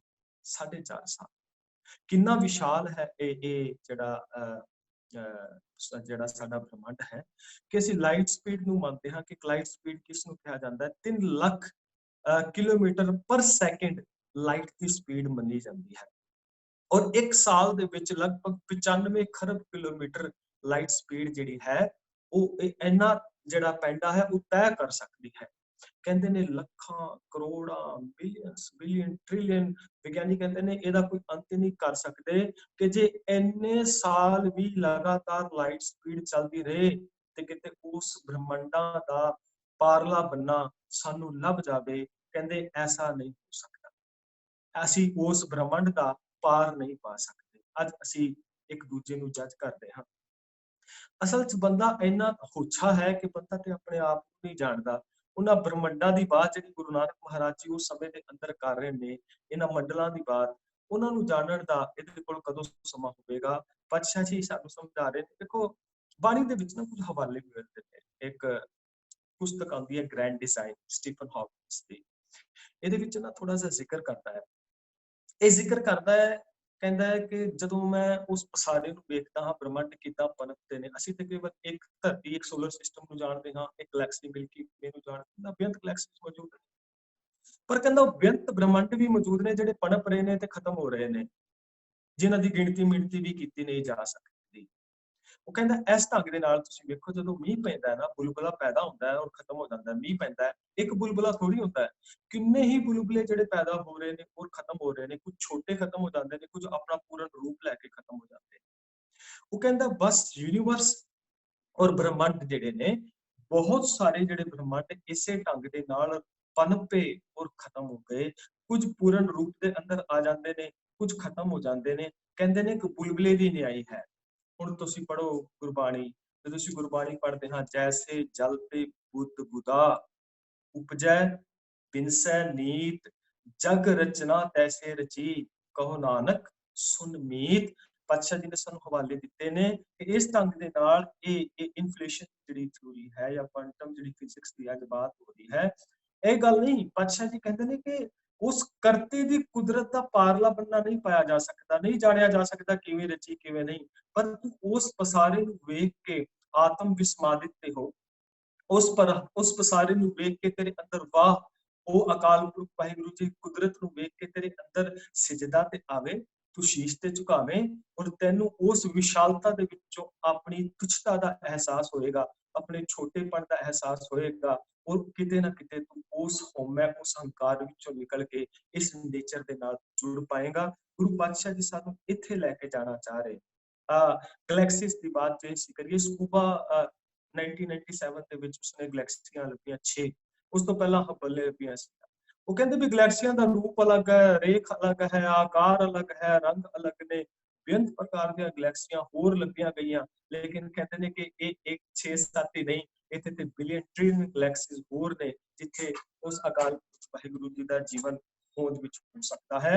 ਸਾਨੂੰ ਸਮਝਾਇਆ ਪਾਤਸ਼ਾਹ ਜੀ ਨੇ, ਉਸ ਵਿਸ਼ਾਲਤਾ ਨੂੰ ਵੇਖ ਕੇ ਉਹਦੀ ਕ੍ਰਿਤ ਦੇ ਨਾਲ ਨਾ ਜੁੜ ਜਾਈਂ, ਉਸ ਵਿਸ਼ਾਲਤਾ ਨੂੰ ਵੇਖ ਕੇ ਵਿਸਮਾਦਿਤ ਹੋਵੀਂ ਕਿ ਉਹ ਚਿੱਤਰ ਐਡਾ ਵੱਡਾ ਹੈ, ਜਿਹਦਾ ਚਿੱਤਰ ਇੰਨਾ ਵੱਡਾ ਹੈ, ਚਿੱਤਰਕਾਰ ਏਡਾ ਵੱਡਾ ਹੋਵੇਗਾ। ਚੱਚਾ ਰਚਿਤ ਚਿੱਤਰ ਹੈ ਭਾਰੀ, ਤਜ ਚਿੱਤਰੈ ਚੇਤੋ ਚਿਤਕਾਰੀ, ਚਿੱਤਰ ਵਿਚਿੱਤਰ ਇਹ ਅਵਚੇਰਾ, ਤਜ ਚਿੱਤਰੈ ਚਿਤਰਾਖ ਚਿਤੇਰਾ। ਉਸ ਚਿੱਤ ਉਸ ਅਕਾਲ ਪੁਰਖ ਵਾਹਿਗੁਰੂ ਦੇ ਵਿੱਚ ਲਾ ਕਿ ਜਿਸ ਨੇ ਇਸ ਸਮੁੱਚੀ ਕਾਇਨਾਤ ਨੂੰ ਹੋਂਦ ਵਿੱਚ ਲਿਆਉਂਦਾ ਹੈ।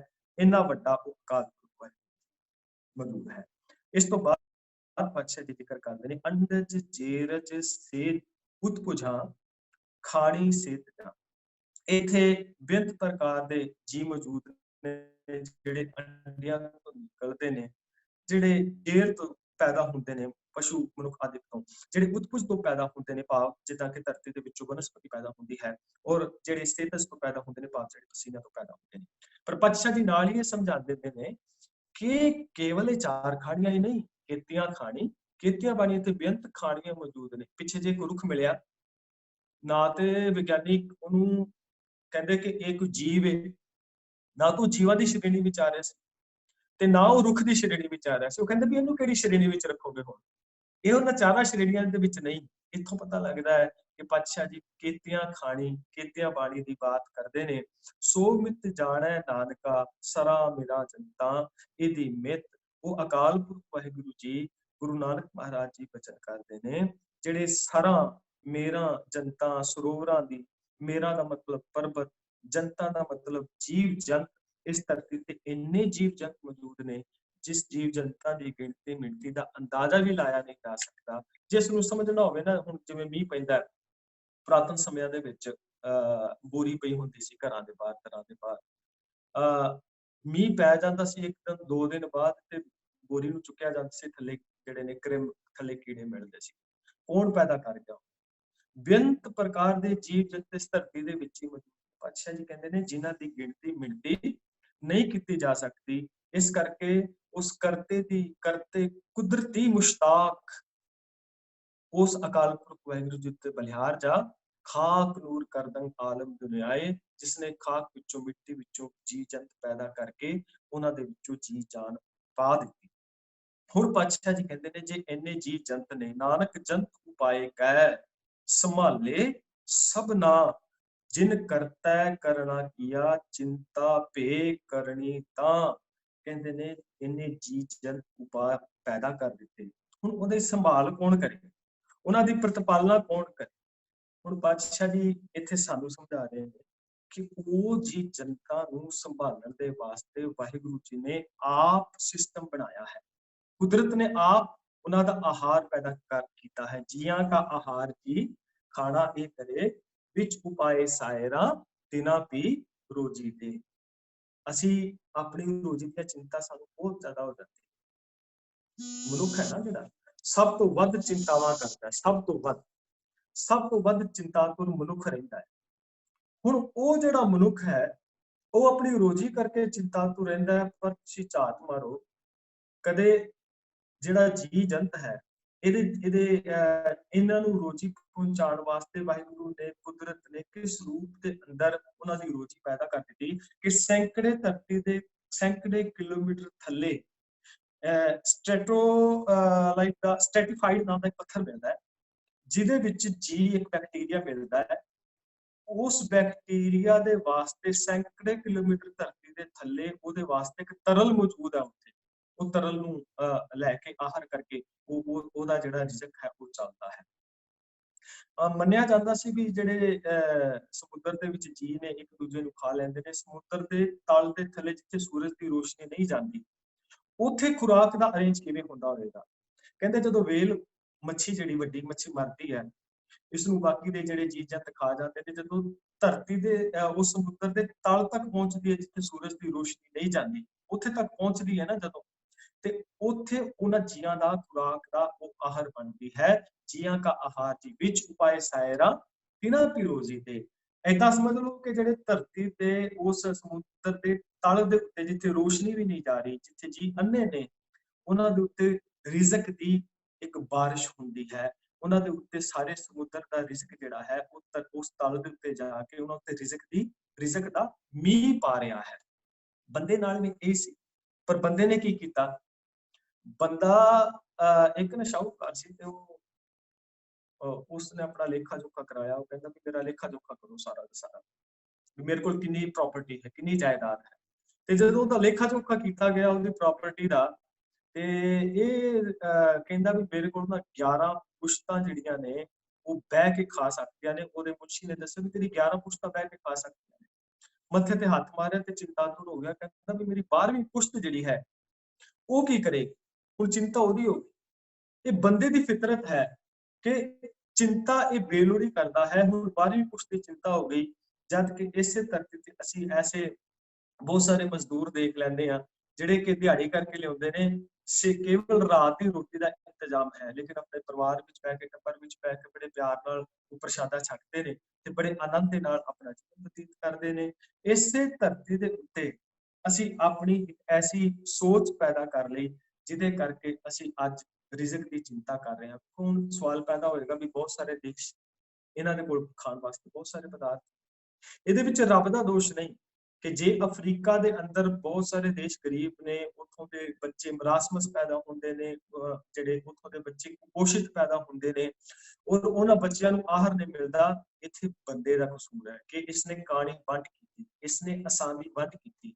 ਇਹੀ ਕਾਰਨ ਹੈ ਕਿ ਵੈਸਟ ਦੇ ਜਿਹੜੇ ਬੱਚੇ ਨੇ ਇਹ ਓਬੈਸਿਟੀ ਦਾ ਸ਼ਿਕਾਰ ਹੋ ਰਹੇ ਨੇ, ਮੋਟਾਪੇ ਦਾ ਸ਼ਿਕਾਰ ਹੋ ਰਹੇ ਨੇ, ਔਰ ਉਹ ਜਿਹੜੇ ਬੱਚੇ ਨੇ ਵਿਚਾਰੇ ਉਹਨਾਂ ਦੇ ਪਿੰਜਰ ਨਿਕਲੇ ਨੇ, ਉਹਨਾਂ ਦੇ ਖਾਣ ਵਾਸਤੇ ਉਹਨਾਂ ਕੋਲ ਬਹੁਤਾ ਕੁਝ ਸਮਾਨ ਨਹੀਂ। ਇੰਡੀਆ ਵਿੱਚ ਅਸੀਂ ਦੇਖਦੇ ਹਾਂ ਕਿ ਇੰਨਾ ਪਦਾਰਥ ਮੌਜੂਦ ਹੈ ਨਾ। ਅੱਜ ਨੈਕਸਲਾਈਟ ਮੂਵਮੈਂਟ ਚੱਲ ਰਹੀ ਹੈ, ਇਹਦੇ ਪਿੱਛੇ ਕਾਰਨ ਹੀ ਇਹ ਹੈ ਕਿ ਉਸ ਧਰਤੀ ਦੇ ਅੰਦਰ ਮਿਨਰਲਸ ਬਹੁਤ ਮੌਜੂਦ ਨੇ ਔਰ ਵੱਡੇ ਵੱਡੇ ਜਿਹੜੇ ਉਦਯੋਗਪਤੀ ਨੇ ਉਹ ਚਾਹੁੰਦੇ ਨੇ ਕਿ ਉਹ ਮਿਨਰਲਸ ਉਹਨਾਂ ਦਾ ਅਸੀਂ ਯੂਜ਼ ਕਰ ਲਈਏ।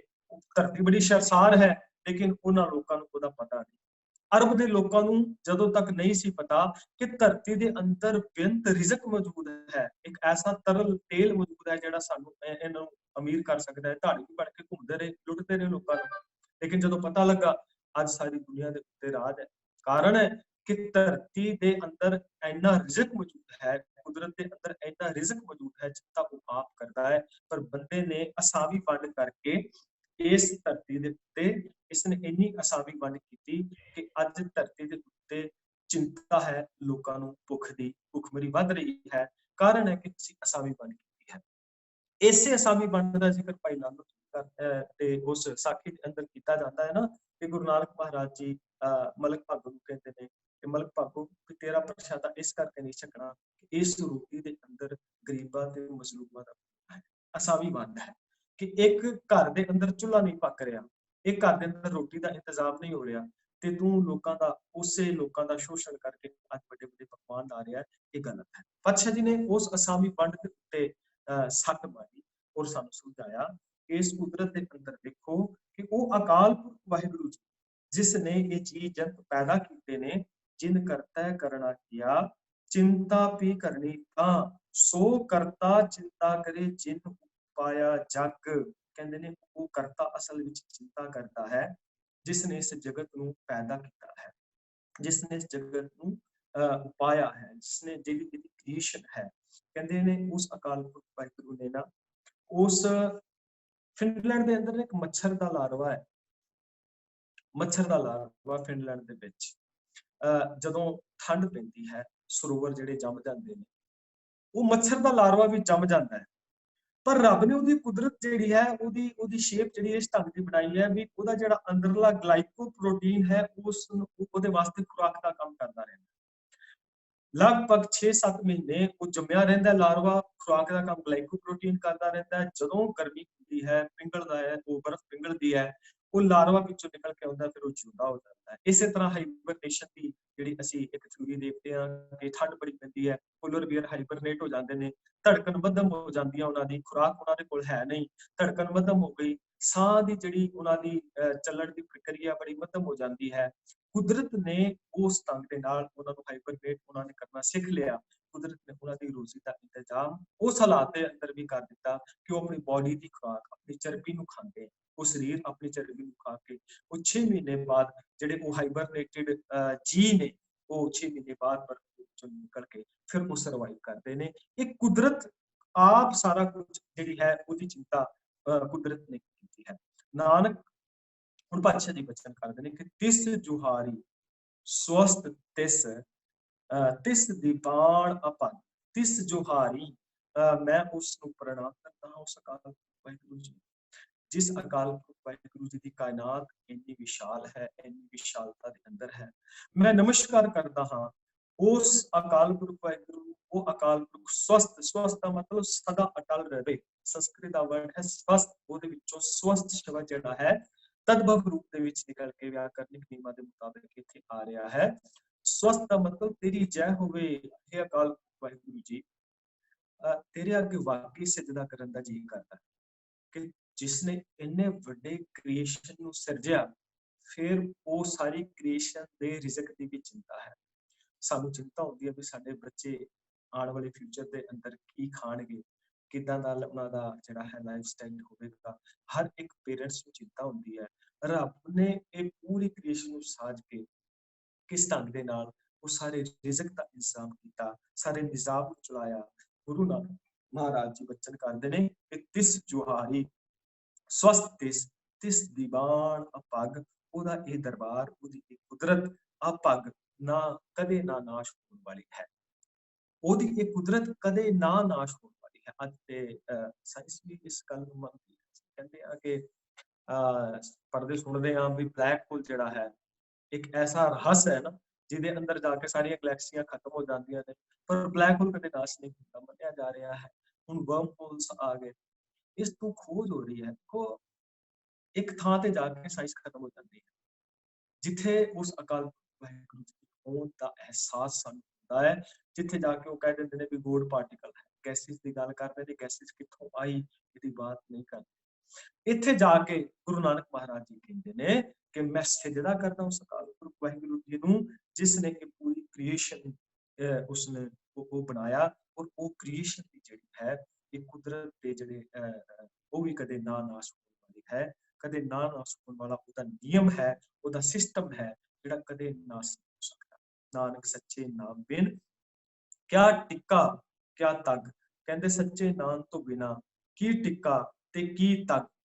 ਪਾਤਸ਼ਾਹ ਜੀ ਵਚਨ ਕਰਦੇ ਨੇ ਵੀ ਉਸ ਅਕਾਲ ਪੁਰਖ ਵਾਹਿਗੁਰੂ ਜੀ ਨੂੰ ਜੇ ਉਹਦੀ ਬੇਨਤੀ ਦੀ ਬਾਤ ਕਰੀਏ, ਇੱਥੇ ਇੱਕ ਲਫ਼ਜ਼ ਦੀ ਇੱਕ ਕਮਿਊਨਿਟੀ ਦੀ ਬਾਤ ਨਹੀਂ, ਅਸੀਂ ਟਿੱਕੇ ਤੇ ਤੱਗ ਦੀ ਬਾਤ ਇੱਥੇ ਗੁਰੂ ਨਾਨਕ ਮਹਾਰਾਜ ਜੀ ਨੇ ਕੀਤੀ ਕਿ ਇੱਕ ਜਿਹੜੇ ਕਰਮਕਾਂਡੀ ਲੋਕ ਸਨ ਉਹ ਖਾਸ ਤੌਰ ਤੇ ਟਿੱਕਾ ਲਾ ਰਹੇ ਨੇ, ਤੱਗ ਜਿਹਨੂੰ ਪਾਇਆ ਜਾ ਰਿਹਾ ਹੈ।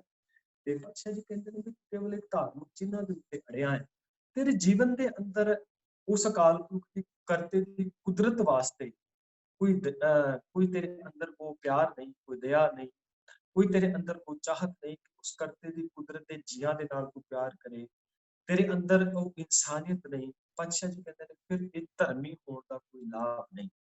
ਇਸੇ ਤਰ੍ਹਾਂ ਸਾਨੂੰ ਵੀ ਸਮਝਾਇਆ ਕਿ ਜੇ ਅਸੀਂ ਇਹ ਧਾਰਮਿਕ ਚਿੰਨ੍ਹ ਤੇ ਪਾ ਲਈ, ਕਿਰਪਾਨ ਪਾ ਲਈ, ਕੜਾ ਪਾ ਲਈ, ਕਛਹਿਰੇ ਦਾ ਅਸੀਂ ਜਿਹੜਾ ਹੈ ਉਹ ਪਾ ਲਿਆ, ਇਹ ਸਾਰੇ ਕਕਾਰ ਅਸੀਂ ਧਾਰਨ ਕਰ ਲਏ, ਬਾਹਰੀ ਤੌਰ ਤੇ ਦਿੱਖ ਸਿੱਖ ਵਰਗੀ ਬਣਾ ਲਈ, ਪਰ ਜੇ ਸੋਚ ਸਿੱਖ ਵਰਗੀ ਨਾ ਹੋਈ, ਜੇ ਮੈਂਟੈਲਿਟੀ ਦੇ ਅੰਦਰ ਸਿੱਖੀ ਨਹੀਂ, ਤੇ ਫਿਰ ਉਹਦਾ ਕੋਈ ਲਾਭ ਨਹੀਂ। ਸ਼ਾਇਦ ਮੈਂ ਪਹਿਲਾਂ ਵੀ ਕਿ look like a Sikh, think like a Sikh ਔਰ ਬਿਹੇਵ ਲਾਈਕ ਅ ਸਿੱਖ। ਬੜਾ ਜ਼ਰੂਰੀ ਹੈ ਕਿ ਇੱਕ ਸਿੱਖ ਹਾਂ ਤੇ ਸਾਡਾ ਲੁੱਕ ਵਾਈਜ਼ ਸਾਡੀ ਦਿੱਖ ਜਿਹੜੀ ਹੈ, ਸਾਡਾ ਪਹਿਰਾਵਾ ਜਿਹੜਾ ਹੈ, ਜਿਵੇਂ ਕਿਹਾ ਜਾਂਦਾ ਹੈ ਕਿ ਦਸਤਾਰ, ਦਸਤਾਰ, ਰਫਤਾਰ, ਇਹਨਾਂ ਚੀਜ਼ਾਂ ਤੋਂ ਪਤਾ ਲੱਗਦਾ ਬੰਦੇ ਦਾ ਕਿ ਪਹਿਰਾਵਾ ਕੈਸਾ ਹੈ। ਕਿ ਪਹਿਰਾਵਾ ਐਸਾ ਤਾਂ ਨਹੀਂ ਪਾਇਆ ਜਾ ਰਿਹਾ ਕਿ ਅਸੀਂ ਲੋਕਾਂ ਨੂੰ ਅਟਰੈਕਟ ਕਰਨ ਦੇ ਵਾਸਤੇ ਪਹਿਰਾਵਾ ਪਾ ਰਹੇ ਹਾਂ। ਜੇ ਲੋਕਾਂ ਨੂੰ ਅਟਰੈਕਟ ਕਰਨ ਵਾਸਤੇ ਪਾਇਆ ਜਾ ਰਿਹਾ ਹੈ, ਇਟ ਮੀਨਸ ਕਿ ਅੰਦਰ ਹਲੇ ਬੰਦੇ ਦੇ ਖਲਾਅ ਚੱਲ ਰਿਹਾ ਹੈ, ਅੰਦਰ ਸ਼ਾਂਤੀ ਨਹੀਂ, ਅੰਦਰ ਖੇੜਾ ਨਹੀਂ। ਜੇ ਉਹ ਅੰਦਰ ਟਿਕਾ ਨਹੀਂ ਹੋਏਗਾ ਤੇ ਉਹ ਲੋਕਾਂ ਨੂੰ ਖੁਸ਼ ਕਰਨ ਦੇ ਵਾਸਤੇ ਪਹਿਰਾਵਾ ਪਾਇਆ ਜਾਏਗਾ। ਗੁਫਤਾਰ ਕੈਸੀ ਹੋਵੇ, ਕੀ ਸਾਡੀ ਗੁਫਤਾਰ ਸਿੱਖ ਵਰਗੀ ਹੈ, ਕੀ ਸਾਡਾ ਉਹ ਜਿਹੜੀ ਗੁਫਤਾਰ ਹੈ ਉਹ ਗੁਰਬਾਣੀ ਵਰਗੀ ਹੈ। ਫਿਰ ਸਾਡਾ ਤੀਜੀ ਗੱਲ, ਸਾਡੀ ਰਫਤਾਰ, ਸਾਡੇ ਜ਼ਿੰਦਗੀ ਜਿਉਣ ਦਾ ਢੰਗ ਕੈਸਾ ਹੋਵੇ ਕਿ ਕੜਾ ਤੇ ਪਾਇਆ ਪਰ ਅੱਜ ਵੀ ਕਰਮ ਕਾਂਡਾਂ ਦੇ ਨਾਲ ਜੁੜਿਆ ਹੈ, ਜਦ ਸਤ ਅੱਜ ਵੀ ਧਾਰਨੀ ਨਹੀਂ ਹੋਇਆ, ਕਿਰਪਾਨ ਤੇ ਪਾਈ ਹੈ ਕਿ ਸੁਰਤਾਈ ਵਾਲੀ ਬਾਤ ਅੱਜ ਵੀ ਨਹੀਂ ਆਈ, ਕੇਸ਼ ਰੱਖੇ ਨੇ, ਦਸਤਾਰ ਬੰਨੀ ਹੈ, ਲੇਕਿਨ ਅੱਜ ਵੀ ਉਸ ਨੇਚਰ ਦੇ ਨਾਲ ਜੁੜਨ ਦਾ ਯਤਨ ਨਹੀਂ ਕਰਦਾ, ਆਪਣੇ ਜੀਵਨ ਨੂੰ ਨੇਚਰ ਤੋਂ ਦੂਰ ਲੈ ਕੇ ਜਾ ਰਿਹਾ ਹੈ। ਲਾਈਫ ਸਟਾਈਲ ਦੇ ਅੰਦਰ ਉਹ ਪ੍ਰਕਿਰਤਿਕ ਜਿਹੜੀ ਹੈ ਉਹ ਖੂਬੀ ਨਹੀਂ ਰਹੀ, ਉਹ ਨੇਚਰ ਤੋਂ ਬਿਲਕੁਲ ਟੁੱਟਾ ਹੋਇਆ ਇੱਕ ਇਨਸਾਨ ਹੋ ਗਿਆ ਹੈ। ਔਰ ਦਸਤਾਰ ਬੰਨਦਾ ਹੈ, ਲੇਕਿਨ ਜੀਵਨ ਦੇ ਅੰਦਰ ਇੰਨੀ ਜੁਰਤ ਨਹੀਂ, ਜੀਵਨ ਦੇ ਅੰਦਰ ਇੰਨੀ ਦਲੇਰੀ ਨਹੀਂ ਕਿ ਦਸਤਾਰ ਬਣ ਕੇ ਤੇ ਬਾਦਸ਼ਾਹਤ ਵਰਗਾ ਜਿਹੜਾ ਹੈ ਇਹ ਸੋਚ ਆਪਣੀ ਪੈਦਾ ਕਰ ਸਕੇ ਔਰ ਇਸ ਜਗਤ ਦੇ ਅੰਦਰ ਉਸ ਰੂਪ ਦੇ ਅੰਦਰ ਉਤਰ ਸਕੇ। ਸੋ ਪਾਤਸ਼ਾਹ ਜੀ ਕਹਿੰਦੇ ਨੇ, ਨਾਨਕ ਸੱਚੇ ਨਾਮ ਦੇ ਕਿਆ ਟਿੱਕਾ ਕਿਆ ਤਗ। ਇਸ ਤੋਂ ਅਗਲੇਰਾ ਸ਼ਲੋਕ ਹੈ, ਪਹਿਲਾ ਪਹਿਲਾ, ਲੱਖ ਨੇਕੀਆਂ ਚੰਗਿਆਈਆਂ ਲੱਖ ਪੁੰਨਾ ਪ੍ਰਵਾਨ। ਪਾਤਸ਼ਾਹ ਜੀ ਕਹਿੰਦੇ ਲੱਖਾਂ ਨੇਕੀਆਂ ਕਰ ਲੈ, ਲੱਖਾਂ ਚੰਗਿਆਈਆਂ ਕਰ ਲੈ। ਲੋਕਾਂ ਨੂੰ ਖਾਣ ਵਾਸਤੇ ਨਾ ਇਨਸਾਨ ਬਹੁਤ ਸਾਰੀਆਂ ਨੇਕੀਆਂ ਕਰਦਾ ਹੈ। ਅੱਜ ਫੇਸਬੁੱਕ ਤੇ ਤੁਸੀਂ ਦੇਖਦੇ ਹੀ ਹੋ ਕਿ ਵੇਖਿਆ ਜਾਂਦਾ ਹੈ ਕਿ ਫੇਸਬੁੱਕ ਤੇ ਜੋ ਕਿ ਅਸੀਂ ਕੁਝ ਕਰਦੇ ਹਾਂ, ਕੁਝ ਕਹਿੰਦੇ ਹਾਂ ਕਿ ਉਹਦੀ ਨਾਲ ਦੇ ਨਾਲ ਫੋਟੋ ਪਾ ਦਿੱਤੀ। ਅਸੀਂ ਚਾਹੁੰਦੇ ਹਾਂ ਕਿ ਸਾਡੀ ਨੇਕੀਆਂ, ਸਾਡੀਆਂ ਚੰਗਿਆਈਆਂ ਜਨਤਕ ਹੋਣ, ਸਾਡੇ ਪੁੰਨ ਦੇ ਕੰਮ ਕੀਤੇ ਹੋਏ ਪ੍ਰਵਾਨ ਹੋਣ। ਲੇਕਿਨ ਕਦੇ ਕਿਸੇ ਨੇ ਇਹ ਪਾਇਆ ਹੈ ਆਪਣਾ ਸਟੇਟਸ ਕਿ ਮੈਂ ਬਹੁਤ ਜ਼ਿਆਦਾ ਕਰੋਧੀ ਹਾਂ। ਕਦੇ ਕਿਸੇ ਨੇ ਇਹ ਗੱਲ ਆਖੀ ਹੈ ਕਿ ਮੈਂ ਬਹੁਤ ਜ਼ਿਆਦਾ ਹੰਕਾਰੀ ਹਾਂ। ਕਦੇ ਕਿਸੇ ਨੇ ਸਟੇਟਸ ਪਾਇਆ ਹੋਵੇ, ਕਦੇ ਕਿਸੇ ਨੇ ਇਸ ਢੰਗ ਦੇ ਨਾਲ ਆਪਣੇ ਆਪ ਨੂੰ ਬਖਿਆਨਿਆ ਹੋਵੇ ਕਿ ਮੇਰੇ ਅੰਦਰ ਤੇ ਯਾਰ ਹੰਕਾਰ ਬਹੁਤ ਹੈ, ਮੈਂ ਤੇ ਨੀਚ ਕਿਸਮ ਦਾ ਇਨਸਾਨ ਹਾਂ। ਇਹ ਬਿਰਤੀ ਜਿਹੜੀ ਹੈ ਕਿੱਥੋਂ ਆ ਰਹੀ ਹੈ? ਪਾਤਸ਼ਾਹ ਜੀ ਕਹਿੰਦੇ ਨੇ, ਲੱਖ ਨੇਕੀਆਂ ਚੰਗਿਆਈਆਂ ਲੱਖ ਪੁੰਨਾ ਪ੍ਰਵਾਨ, ਲੱਖ ਤਪ ਉੱਪਰ ਤੀਰਥਾਂ ਸਹਿਜ ਜੋਗ ਵਿਵਾਨ। ਲੱਖਾਂ ਤਪ ਕਰ ਲੈ ਤੀਰਥਾਂ ਦੇ ਉੱਤੇ ਜਾ ਕੇ, ਸਹਿਜ ਜੋਗ ਵਿਵਾਨ ਕਰ ਲੈ, ਜੋਗ ਕਰ ਲੈ, ਜੰਗਲਾਂ ਦੇ ਅੰਦਰ ਚਲਾ ਜਾ, ਜੋਗ ਮਤ ਦਾ ਧਾਰਨੀ ਹੋ ਜਾ। ਪਰ ਤੇਰੇ ਜੀਵਨ ਦੇ ਅੰਦਰ ਜੇ ਸੱਚਾਈ ਨਹੀਂ, ਜੇ ਟਿਕਾ ਨਹੀਂ, ਫਿਰ ਤੇਰਾ ਇਹ ਕਰਮ ਕਿਸੇ ਲਾਭ ਦਾ ਨਹੀਂ। ਲੱਖ ਸੂਰਤਨ ਸੰਗਰਾਮ ਰਣ ਮਹਿ ਛੁਟੈ ਪ੍ਰਾਣ। ਤੂੰ ਰਣ ਭੂਮੀਆਂ ਵਿੱਚ ਜਾ ਕੇ ਸੂਬਿਆਂ ਵਾਲੇ ਬੇਅੰਤ ਕੰਮ ਕਰ ਤੇ ਉਹਨਾਂ ਕਾਰਨਾਮਿਆਂ ਕਰਕੇ ਜੰਗ ਦੇ ਵਿੱਚ ਸ਼ਹੀਦ ਵੀ ਹੋ ਜਾ। ਜਿਵੇਂ ਖਾਸ ਤੌਰ ਤੇ ਇਸਲਾਮੀ ਮਤਾਂ ਦੇ ਸੈਨਿਕ ਜਿਹੜੇ ਧਰਮ ਨੇ, ਇਹਨਾਂ ਦੇ ਵਿੱਚ ਨਾ ਸ਼ਹੀਦੀ ਦਾ ਜ਼ਿਕਰ ਆਉਂਦਾ ਹੈ ਕਿ ਸ਼ਹੀਦ ਹੋਣ ਤੋਂ ਬਾਅਦ ਅੱਗੇ ਜਾ ਕੇ ਬਹਿਸ਼ਤ ਮਿਲੇਗਾ, ਅੱਗੇ ਜਾ ਕੇ ਹੂਰਾਂ ਮਿਲਣਗੀਆਂ, ਅੱਗੇ ਜਾ ਕੇ ਸਾਡੇ ਐਸ਼ ਇਸ਼ਰਤ ਦੇ ਸਾਧਨ ਮਿਲਣਗੇ। ਪਾਤਸ਼ਾਹ ਜੀ ਕਹਿੰਦੇ ਨੇ ਇਹ ਕਨਸੈਪਟ ਵੀ ਅਸਲ ਦੇ ਅੰਦਰ ਠੀਕ ਨਹੀਂ। ਕਿਤੇ ਐਸੀ ਸੋਚ ਕਰਕੇ ਜੇ ਤੂੰ ਆਪਣਾ ਲੇਖਾ ਵੀ ਲਾ ਦੇਵੇਂਗਾ ਆਪਣੇ ਸਰੀਰ ਦਾ, ਉਹਦਾ ਵੀ ਕੋਈ ਬਹੁਤਾ ਲਾਭ ਨਹੀਂ। ਲੱਖ ਸੁਰਤੀ ਲੱਖ ਗਿਆਨ ਧਿਆਨ ਪੜ੍ਹੀਆਂ ਪਾਠ ਪੁਰਾਣ। ਕਹਿੰਦੇ ਲੱਖਾਂ ਤਰੀਕਿਆਂ ਨਾਲ ਸੁਰਤ ਪਕਾਈ ਜਾਵੇ, ਲੱਖਾਂ ਗਿਆਨ ਧਿਆਨ ਆਪਣੇ ਜੀਵਨ ਦੇ ਅੰਦਰ, ਲੱਖਾਂ ਹੀ ਪਾਠ ਪੁਰਾਣ ਪੜ੍ਹ ਲਵੇ, ਭਾਵ ਬਹੁਤ ਸਾਰਾ ਗਿਆਨ ਹਾਸਲ ਕਰ ਲਵੇ, ਪਰ ਗਿਆਨ ਜੇ ਆਪਣੇ ਜੀਵਨ ਦੇ ਵਿੱਚ ਵਰਤੋਂ ਵਿੱਚ ਨਹੀਂ ਲੈ ਕੇ ਆਇਆ ਤੇ ਉਹਦਾ ਕੋਈ ਲਾਭ ਨਹੀਂ। ਲੋਕਾਂ ਨੂੰ ਸਿਖਾਉਂਦਾ ਰਿਹਾ, ਪਰਿਵਾਰ ਨੂੰ ਸਿਖਾਉਂਦਾ ਰਿਹਾ, ਪਰ ਕਦੇ ਆਪਣੇ ਇਸ ਸਰੀਰ ਪਰਿਵਾਰ ਦੀ ਗੱਲ ਨਹੀਂ ਕੀਤੀ। ਲੋਕਾਂ ਨੂੰ ਕਹਿੰਦਾ ਰਿਹਾ ਸੱਚ ਬੋਲ, ਪਰਿਵਾਰ ਨੂੰ ਕਹਿੰਦਾ ਰਿਹਾ ਸੱਚ ਬੋਲ, ਪਰ ਕਦੇ ਆਪਣੀ ਜ਼ੁਬਾਨ ਨੂੰ ਨਹੀਂ ਕਿਹਾ ਕਿ ਜਿਹੜਾ ਇਹ ਆਪਣਾ ਪਰਿਵਾਰ ਸੀ ਕਿ ਇਹ ਜ਼ੁਬਾਨ ਕਦੇ ਸੱਚ ਬੋਲ। ਆਪਣੀਆਂ ਅੱਖਾਂ ਨੂੰ ਨਹੀਂ ਕਿਹਾ ਕਦੇ ਕਿ ਇਹ ਅੱਖਾਂ ਤੂੰ ਸੱਚ ਦੇਖ। ਆਪਣੀਆਂ ਅੱਖਾਂ ਨੂੰ, ਆਪਣੇ ਕੰਨਾਂ ਨੂੰ ਨਹੀਂ ਕਿਹਾ ਕਿ ਇਹ ਕੰਨ ਤੂੰ ਵੀ ਸੱਚ ਜਿਹੜਾ ਹੈ ਉਹ ਸੁਣ। ਹੱਥਾਂ ਦੇ ਨਾਲ ਸੱਚ ਦੀ ਕਾਰ ਕਰ।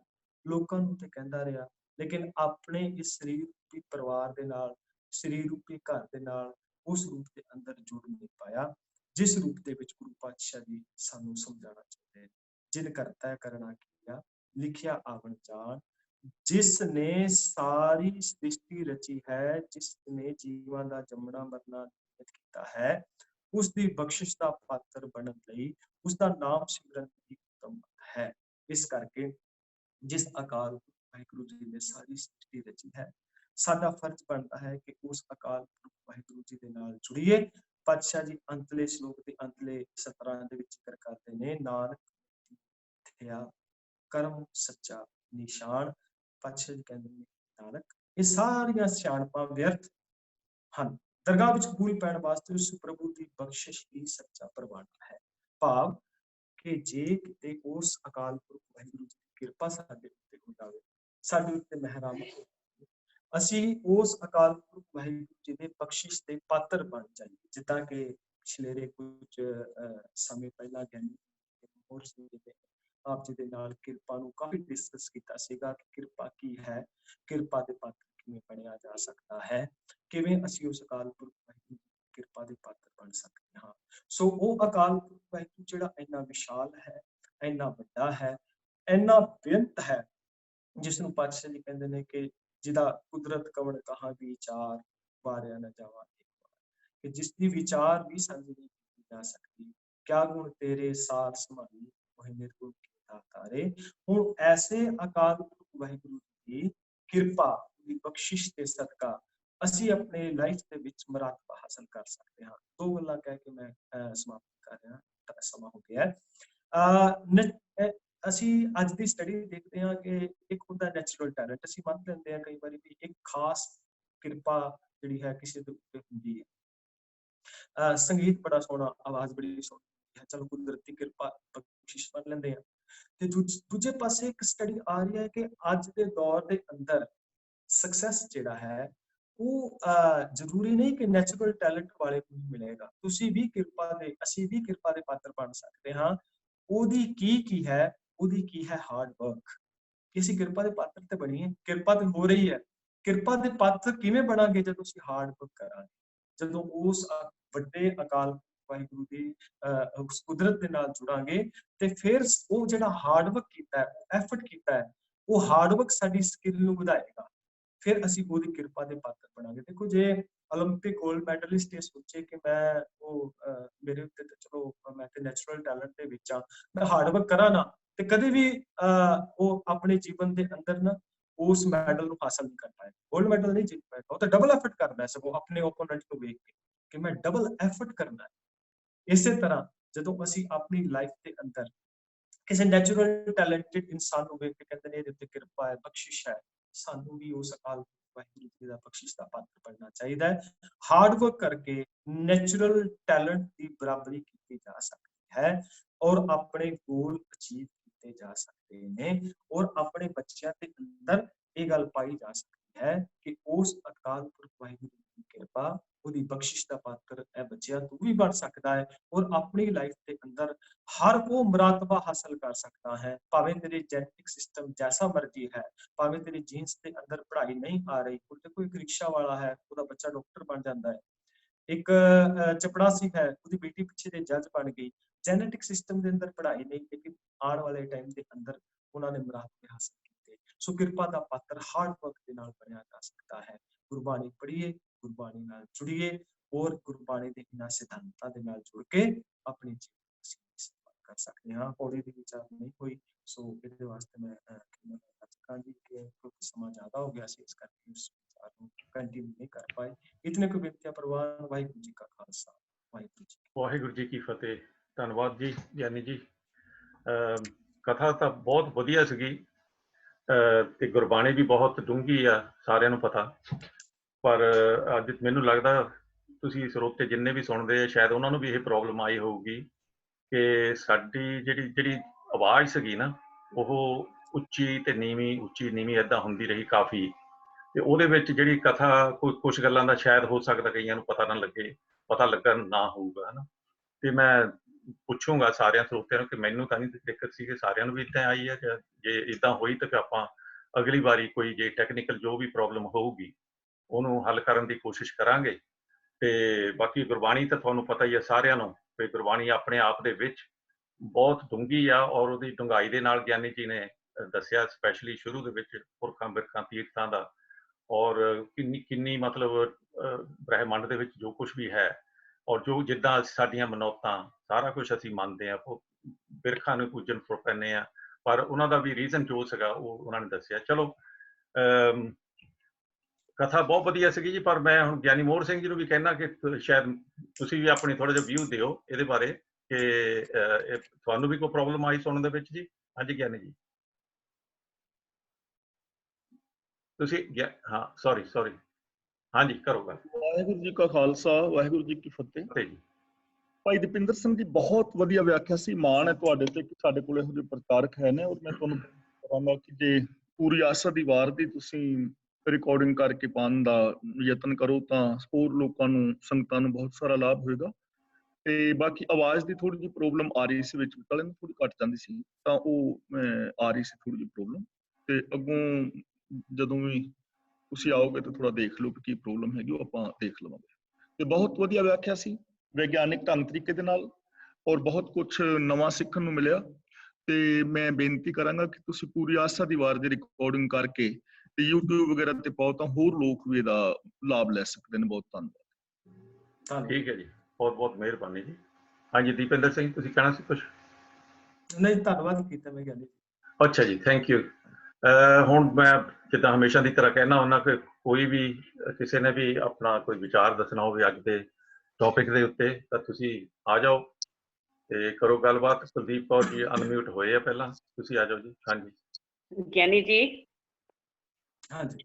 ਜਿਸ ਤਰ੍ਹਾਂ ਆਪਾਂ ਕਹਿੰਦੇ ਅੰਡਰ ਜੇਰਦ ਸਿਹਤ ਉਤਪਜ ਹੈਗੀਆਂ, ਹਾਂਜੀ, ਤੁਸੀਂ ਕੁਝ ਹੋਰ ਕਿਹਾ ਸੀ, ਹੋਰ ਕਿਹੜੀਆਂ ਖਾਣੀਆਂ ਹੈਗੀਆਂ ਜਿਨ੍ਹਾਂ ਤੋਂ ਪੈਦਾਸ਼ ਪੈਦਾ ਹੁੰਦੀ ਹੈ? ਇਹ ਨਾ ਗੁਰਬਾਣੀ ਦੇ ਵਿੱਚ ਹੀ ਹੈ, ਕੀਤੀਆਂ ਖਾਣੀ ਕੀਤੀਆਂ ਬਾਣੀ। ਹਾਂ, ਬੇਅੰਤ ਖਾਣੀਆਂ ਮੌਜੂਦ ਨੇ ਤੇ ਬੇਅੰਤ ਬਾਣੀ ਮੌਜੂਦ। ਜਿੱਦਾਂ ਆਪਾਂ 4 ਬਾਣੀਆਂ ਕਹਿੰਦੇ ਆ, ਮੰਨੀ ਜਾਂਦੀ ਵੀ ਪਰਾ ਪਸੰਤੀ ਬੈਖਰੀ ਮਧਮਾ। ਹਾਂ, ਹਾਂ। ਇਹ ਗੁਰਬਾਣੀ ਦੇ ਅੰਦਰ ਇਹਦਾ ਜ਼ਿਕਰ ਕੀਤਾ ਵੀ ਇੱਕ 4 ਖਾਣੀਆਂ ਹੀ ਨਹੀਂ, ਬੇਅੰਤ ਖਾਣੀਆਂ ਮੌਜੂਦ ਨੇ। ਕੀਤੀਆਂ ਖਾਣੀ ਕੀਤੀਆਂ ਬਾਣੀ। ਇਹਨਾਂ ਨੂੰ ਵੀ ਆਪਾਂ ਉਸ ਖਾਣੀ ਦਾ ਜ਼ਿਕਰ ਮੈਂ ਕੀਤਾ ਸੀ ਕਿ ਇੱਕ ਜੀ ਐਸਾ ਲੱਭਿਆ ਕਿ ਜਿਹੜਾ ਕਿ ਨਾ ਤੇ ਰੁੱਖ ਦੇ ਵਿੱਚ ਆਉਂਦਾ ਸੀ, ਟਰੀ ਦੇ ਵਿੱਚ ਆਉਂਦਾ ਸੀਗਾ, ਤੇ ਨਾ ਕਿਸੇ ਜੀ ਜੰਤ ਦੇ ਵਿੱਚ ਆਉਂਦਾ ਸੀ, ਨਾ ਪਤੰਗੇ ਦੇ ਰੂਪ ਵਿੱਚ ਆਉਂਦਾ ਸੀ। ਉਹਦੀ ਪਹਿਚਾਣ ਹੀ ਨਹੀਂ ਸੀ ਹੋਈ ਕਿ ਇਹ ਜੰਤੂ ਹੈ ਕਿ ਇਹ ਰੁੱਖ, ਯਾਨੀ ਕਿ ਵੱਖਰੀ ਖਾਣੀ ਦਾ ਸੀ। ਠੀਕ ਹੈ ਜੀ Kuldeep Kaur ji, thank you so much. ਤੇ ਹਾਂਜੀ, ਤੇ ਹੋਰ ਦਵਿੰਦਰ ਸਿੰਘ ਤੂਰ, ਤੁਸੀਂ ਕੁਝ ਪੁੱਛਣਾ ਤਾਂ ਨਹੀਂ ਕੁਝ? ਹਾਂਜੀ, ਵਾਹਿਗੁਰੂ ਜੀ ਕਾ ਖਾਲਸਾ, ਵਾਹਿਗੁਰੂ ਜੀ ਕੀ ਫਤਿਹ। ਯਾਨੀ ਜੀ ਕੋਈ ਕੁਐਸਚਨ ਨਹੀਂ ਹੈਗਾ, ਪਰ ਇੱਕ ਵਰਡ ਤੁਸੀਂ ਯੂਜ਼ ਕੀਤਾ, ਸਵਸਥ। ਇਸ ਜੁਹਾਰੀ ਸਵਸਥ। God is omnipotent and omnipresent, ਚਲੋ ਠੀਕ ਹੈ।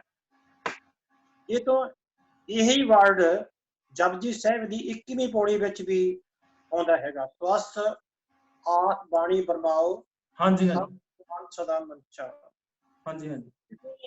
ਇਹ ਸਵਸਥ ਦਾ ਉਚਾਰਨ ਬਹੁਤ ਸੋਹਣੇ ਢੰਗ ਦਾ ਕੀਤਾ। ਇਸ ਦਾ ਮਤਲਬ ਤੁਸੀਂ ਇਹੀ ਕਹਿੰਦੇ ਵੀ ਪਰਮਾਤਮਾ ਅਟਲ ਆ, ਸਦਾ ਹੀ ਰਹਿਣ ਵਾਲਾ। ਤੇਰੀ ਜੈ ਹੋਵੇ, ਜੈਕਾਰ ਹੋਵੇ, ਜੈ ਹੋਵੇ। ਹਾਂਜੀ, ਤੇਰੀ ਜੈ ਹੋਵੇ। ਹਾਂਜੀ, ਤੇ ਇਹ ਜਪਜੀ ਸਾਹਿਬ ਦੀ ਬਾਣੀ ਵਿੱਚ ਅਸੀਂ ਕੋਈ 3 ਕੁ ਮਹੀਨੇ ਪਹਿਲਾਂ ਇਹਦੀ ਵਿਆਖਿਆ ਕਰਦੇ ਸੀਗੇ। ਅੱਛਾ ਜੀ। ਤੇ ਬਾਕੀ ਸਾਹਿਬ ਸਿੰਘ ਹੁਣੀ ਵੀ ਇਹੀ ਵਰਡ ਯੂਜ਼ ਕੀਤਾ ਉਸ ਬੁੱਕ ਵਿੱਚ ਵੀ, ਜਾਂ ਸਾਰਿਆਂ ਨੇ, ਤੁਸੀਂ ਵੀ ਉਹੀ ਵਰਡ ਯੂਜ਼ ਕੀਤਾ। ਉਹਨੇ ਇਸ ਦੇ ਮਤਲਬ ਕੱਢੇ ਸੀਗੇ, ਸੋ ਅਸਤ, ਸੱਤੇ ਨੂੰ ਔਕੜ, ਸੋ ਅਸਤ। ਅੱਛਾ ਜੀ। ਉਹਨੇ ਅਸਤ ਦੇ ਮੀਨਿੰਗ ਕੱਢੇ ਸੀਗੇ, ਡੁੱਬ ਜਾਣਾ। ਹਾਂਜੀ, ਅਸਤ ਦਾ ਮਤਲਬ ਡੁੱਬ ਜਾਣਾ ਹੁੰਦਾ। ਜੇ ਆਪਾਂ ਉਹਨੂੰ ਸੱਸੇ ਨੂੰ ਮੂਹਰੇ ਔਂਕੜ ਲਾਤੀ, ਉਹ ਹੋਰ ਪੌਦੇ ਪੜ ਗਿਆ, ਚੰਗੀ ਤਰ੍ਹਾਂ ਡੁੱਬ ਜਾਣਾ ਹੈ ਜੀ। ਸਵਸਥ ਆਤ, ਐੜਿਆਂ ਨੂੰ ਕੰਨਾਂ ਥੱਥੇ ਦੀ ਸਿਹਾਰੀ, ਜਿਹਨੂੰ ਆਪਾਂ ਮਾਇਆ ਤੇ ਕਹਿੰਦੇ ਆ। ਹਾਂਜੀ ਹਾਂਜੀ। ਤੇ ਉਹਨੇ ਇਹਦੇ ਅਰਥ ਇਹ ਕੱਢੇ ਸੀਗੇ, ਉਹ ਇਨਸਾਨ ਜਿਹੜਾ ਮਾਇਆ ਵੱਲੋਂ ਚੰਗੀ ਤਰ੍ਹਾਂ ਡੁੱਬ ਜਾਂਦਾ ਹੈ। ਹਾਂਜੀ। ਬਾਣੀ ਬਰਮਾਓ, ਉਹ ਬਾਣੀ ਪਰਮਾਤਮਾ ਸਦਾ ਮਨ ਚਾਓ, ਉਸ ਇਨਸਾਨ ਦੇ ਮਨ ਵਿੱਚ ਹਮੇਸ਼ਾ ਹੀ ਖੁਸ਼ੀ ਦਾ ਖੇੜਾ ਬਣਿਆ ਰਹਿੰਦਾ ਹੈ। ਮਤਲਬ ਕਹਿਣ ਦਾ ਵੀ ਉਹਨਾਂ ਦੇ ਉਹਨੂੰ ਸਿੱਧਾ ਸੰਬੋਧਨ ਕੀਤਾ ਸੀਗਾ ਇਨਸਾਨ ਨੂੰ। ਠੀਕ ਹੈ ਜੀ। ਹਾਂਜੀ, ਤੇ ਆਪਾਂ ਇੱਥੇ ਮਤਲਬ ਕੱਢੇ ਆ ਸਵਸਥ ਦੇ ਪਰਮਾਤਮਾ ਨੂੰ।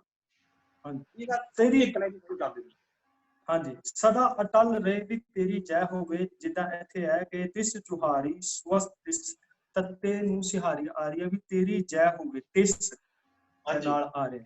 ਤੇ ਇਹਦਾ ਜਿਹੜਾ ਜਿੱਦਾਂ ਮਤਲਬ ਸਾਨੂੰ ਇਹੀ ਪੜ੍ਹਾਇਆ ਗਿਆ ਸੀਗਾ, ਤੇ ਮੈਂ ਤੁਹਾਡੇ ਕੋਲੋਂ ਇਹ ਪਹਿਲਾਂ ਸੁਣਿਆ ਕਿ ਇਸ ਢੰਗ ਦੇ ਅਰਥ ਜਿਹੜੇ ਨੇ। ਬਾਕੀ ਹਾਂ, ਇਹਦੇ ਤੇ ਖੋਜ ਕੀਤੀ ਜਾ ਸਕਦੀ ਹੈ, ਹੋਰ ਵਿਦਵਾਨਾਂ ਦੇ ਨਾਲ, ਜਿਹੜੇ ਵਿਆਕਰਨ ਦੇ ਮਾਹਰ ਨੇ, ਇਹਨਾਂ ਦੇ ਨਾਲ ਗੱਲਬਾਤ ਕਰਕੇ ਇਹਦੇ ਉੱਤੇ ਗੱਲਬਾਤ ਕੀਤੀ ਜਾ ਸਕਦੀ ਹੈ ਕਿ ਇਸ ਢੰਗ ਦੇ ਨਾਲ ਵੀ ਇਹਦੇ ਅਰਥ ਹੋ ਸਕਦੇ। ਹਾਂਜੀ, ਜਾਨੀ ਮੈਂ ਉਹਨਾਂ ਨੂੰ ਦੁਬਾਰਾ ਵੀ ਇਹ ਪੁੱਛਿਆ ਸੀਗਾ, ਕੌਣ ਵੀਰ ਜੀ ਕੌਣ ਨੇ ਵਿਆਕਰਨ ਦੇ ਜਿਨ੍ਹਾਂ ਨੇ? ਚਲੋ ਮੈਂ ਨਾਮ ਨਹੀਂ ਲੈ ਸਕਦਾ।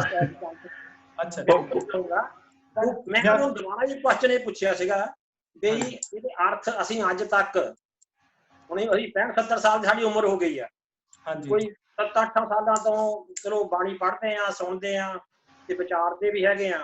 ਉਹ ਕਹਿੰਦੇ ਵੀ ਅਸੀਂ ਅੱਜ ਤੱਕ ਬਾਣੀ ਦੀ ਖੋਜ ਨਹੀਂ ਕੀਤੀ। ਅਸੀਂ ਟੀਕੇ ਪੜ੍ਹ ਲਏ, ਜਿੱਦਾਂ ਅਸੀਂ ਆਪਣੇ ਗੱਲ ਦਾ ਟੀਕੇ ਪੜ੍ਹ ਲਏ, ਉਹਦੇ ਅਰਥ ਕੱਢ ਲਏ। ਹਾਂਜੀ ਹਾਂਜੀ। ਤੇ ਉਹਨੇ ਅਰਥ ਜਾਂਦੀ ਇਹਦੇ ਇਹ ਕੱਢੇ ਸੀਗੇ, ਤੇ ਉਹ ਕਹਿੰਦੇ ਇਹ ਸਾਡੀ ਖੋਜ ਆ। ਬਿਲਕੁਲ ਠੀਕ ਹੈ। ਇਹਦਾ ਇਹ ਹੋ ਸਕਦਾ ਹੈ ਕਿ ਜਿਹੜਾ ਅਗੇਤਰ ਲੱਗਾ ਹੈ ਨਾ, ਜਿਹੜਾ ਸੂ ਸ਼ਬਦ ਲੱਗਿਆ ਹੈ ਅਗੇਤਰ, ਇਹ ਅਗੇਤਰ ਬਹੁਤ ਘੱਟ ਲੱਗਾ ਹੈ। ਤੇ ਅਸਤ ਸ਼ਬਦ ਆਪਣੇ ਆਪ ਦੇ ਅੰਦਰ ਇੱਥੇ ਜਦੋਂ ਅਸੀਂ ਇਸ ਲੈਵਲ ਤੇ ਲਾਵਾਂਗੇ ਕਿ ਤਿਸ ਜੋਹਾਰੀ ਸਵਸਤ ਦਿਸ, ਹਾਂਜੀ, ਉਸ ਲੈਵਲ ਤੇ ਸਹੀ ਟੁਕੇਗਾ ਨਹੀਂ ਵਿਆਕਰਨਿਕ ਨਿਯਮਾਂ ਦੇ ਮੁਤਾਬਕ, ਕਿਉਂਕਿ ਅਗੇਤਰ ਜਿਹੜਾ ਹੈ ਇਹਦਾ ਸੂ ਲੱਗਿਆ ਹੈ ਸ਼ਬਦ ਦੇ ਅੰਦਰ, ਅਗੇਤਰ ਨਹੀਂ ਮਿਲਦਾ ਸਾਨੂੰ। ਠੀਕ ਹੈ ਜੀ, ਧੰਨਵਾਦ ਜੀ। ਹਾਂਜੀ, ਮੈਂ ਆਪਣੇ ਵਿਊ ਦੇ ਸਕਦਾ ਜੀ? ਬਿਲਕੁਲ ਜੀ, ਬਿਲਕੁਲ। ਚਲੋ ਨਾ, ਜੋ ਆਪਣੇ ਦੀਪਿੰਦਰ ਸਿੰਘ ਜੀ ਅਰਥ ਕਰ ਰਹੇ ਨੇ ਉਹ ਠੀਕ ਨੇ। ਇੱਥੇ ਅਸਤ ਦਾ ਮਤਲਬ ਨਾ ਡੁੱਬਣਾ ਨਹੀਂ ਹੈ। ਅਸਤ ਸੰਸਕ੍ਰਿਤ ਦਾ ਸ਼ਬਦ ਹੈ ਜਿਹਦਾ ਮਤਲਬ ਹੁੰਦਾ ਹੈ ਹੋਣਾ। ਅਸਤ ਦਾ ਮਤਲਬ ਹੈ। ਸੋ ਅਸਤ ਦਾ ਮਤਲਬ ਕਿ ਤੂੰ ਸਦਾ ਹੈ, ਤੇਰੀ ਸਦਾ ਹੀ ਜੈ ਜੈਕਾਰ ਹੈ। ਜਿਵੇਂ ਨਾ ਥੋੜਾ ਜਿਹਾ ਟਾਈਮ ਮੇਰਾ ਜ਼ਿਆਦਾ ਨਾ ਲੱਗ ਜਾਏ, ਮੈਂ ਜਿਵੇਂ ਨਾ ਘਰ ਸ਼ਬਦ ਹੈਗਾ ਬਾਣੀ ਵਿੱਚ, ਤੇ ਉਹਦੇ ਕਰੀਬ ਨਾ 8 ਅਰਥਾਂ ਦੇ ਵਿੱਚ ਘਰ ਸ਼ਬਦ ਆਇਆ। ਫਾਰ ਐਗਜ਼ਾਮਪਲ, ਘਰ ਮੈਂ ਸੂਖ ਬਾਹਰ ਫੁਨ ਸੂਖਾ, ਇੱਥੇ ਘਰ ਦਾ ਅਰਥ ਹੈਗਾ ਜਿਹੜੇ ਸਾਡੇ ਮਕਾਨ ਨੇ ਰਹਿਣ ਵਾਲੇ। ਦੂਜਾ ਸ਼ਬਦ ਹੈਗਾ ਘਰ ਮੈਂ ਪੰਚ ਵਰਤਦੇ, ਇੱਥੇ ਘਰ ਦਾ ਅਰਥ ਹੈਗਾ ਸਰੀਰ। ਤੀਜਾ ਘਰ ਹੈਗਾ ਘਰ ਮੈਂ ਘਰ ਦੇ ਖਾਏ ਦੇ, ਇੱਥੇ ਘਰ ਦਾ ਅਰਥ ਹੈਗਾ ਸਾਡਾ ਹਿਰਦਾ, ਸਾਡੀ ਮੈਂਟੈਲਿਟੀ। ਚੌਥਾ ਸ਼ਬਦ ਹੈਗਾ ਸੋ ਘਰ ਗੁਰ ਨਾਨਕ ਕੋ ਦੀਆ, ਇੱਥੇ ਘਰ ਦਾ ਅਰਥ ਹੈਗਾ ਰੁਤਬਾ। ਪੰਜਵਾਂ ਸ਼ਬਦ ਹੈਗਾ 6 ਘਰ 6 ਗੁਰ 6 ਉਪਦੇਸ਼, ਇੱਥੇ ਘਰ ਦਾ ਅਰਥ ਹੈਗਾ ਆਪਣਾ ਸ਼ਾਸਤਰ। ਛੇਵਾਂ ਘਰ ਹੈਗਾ ਬਾਹਰ ਕਾ ਮਾਸ ਮੰਦਾ ਸੁਆਮੀ, ਘਰ ਕਾ ਮਾਸ ਚੰਗੇਰਾ, ਇੱਥੇ ਘਰ ਦਾ ਅਰਥ ਹੈਗਾ ਔਰਤ ਘਰ ਵਾਲੀ। ਤੇ 7ਵਾਂ ਘਰ ਦਾ ਅਰਥ ਹੈਗਾ 72 ਘਰ ਇੱਕ ਪੁਰਖ ਸਮਾਇਆ, ਇੱਥੇ ਘਰ ਦਾ ਅਰਥ ਹੈਗਾ ਆਪਣੇ ਸਰੀਰ ਦੇ ਪ੍ਰਧਾਨ ਅੰਗ। ਤੇ 2 ਅਰਥ ਭਾਈ ਕਾਨ ਸਿੰਘ ਨਾਭਾ ਕਰਦੇ ਨੇ, ਉਹ ਕਹਿੰਦੇ ਨੇ ਜਿਵੇਂ ਸਰਗਮ ਪ੍ਰਸਥਾਰ ਹੈਗਾ, ਜਿਵੇਂ ਯਮਨ ਦੀ ਸਰਗਮ ਨੀਰੇ ਗਾਮਾ ਪਾਮਾ ਗਾਮਾ ਗਾ ਰਹੇ ਸਾਰੇ, ਔਰ ਜਿਵੇਂ ਧਾਗੇ ਨਾਤੀ ਨਾਤੇ ਨਾ, ਇਹ ਹੈਗਾ। ਤੇ ਤੀਜਾ ਇਹਦਾ ਅਰਥ ਹੈਗਾ ਤਾਲੀ।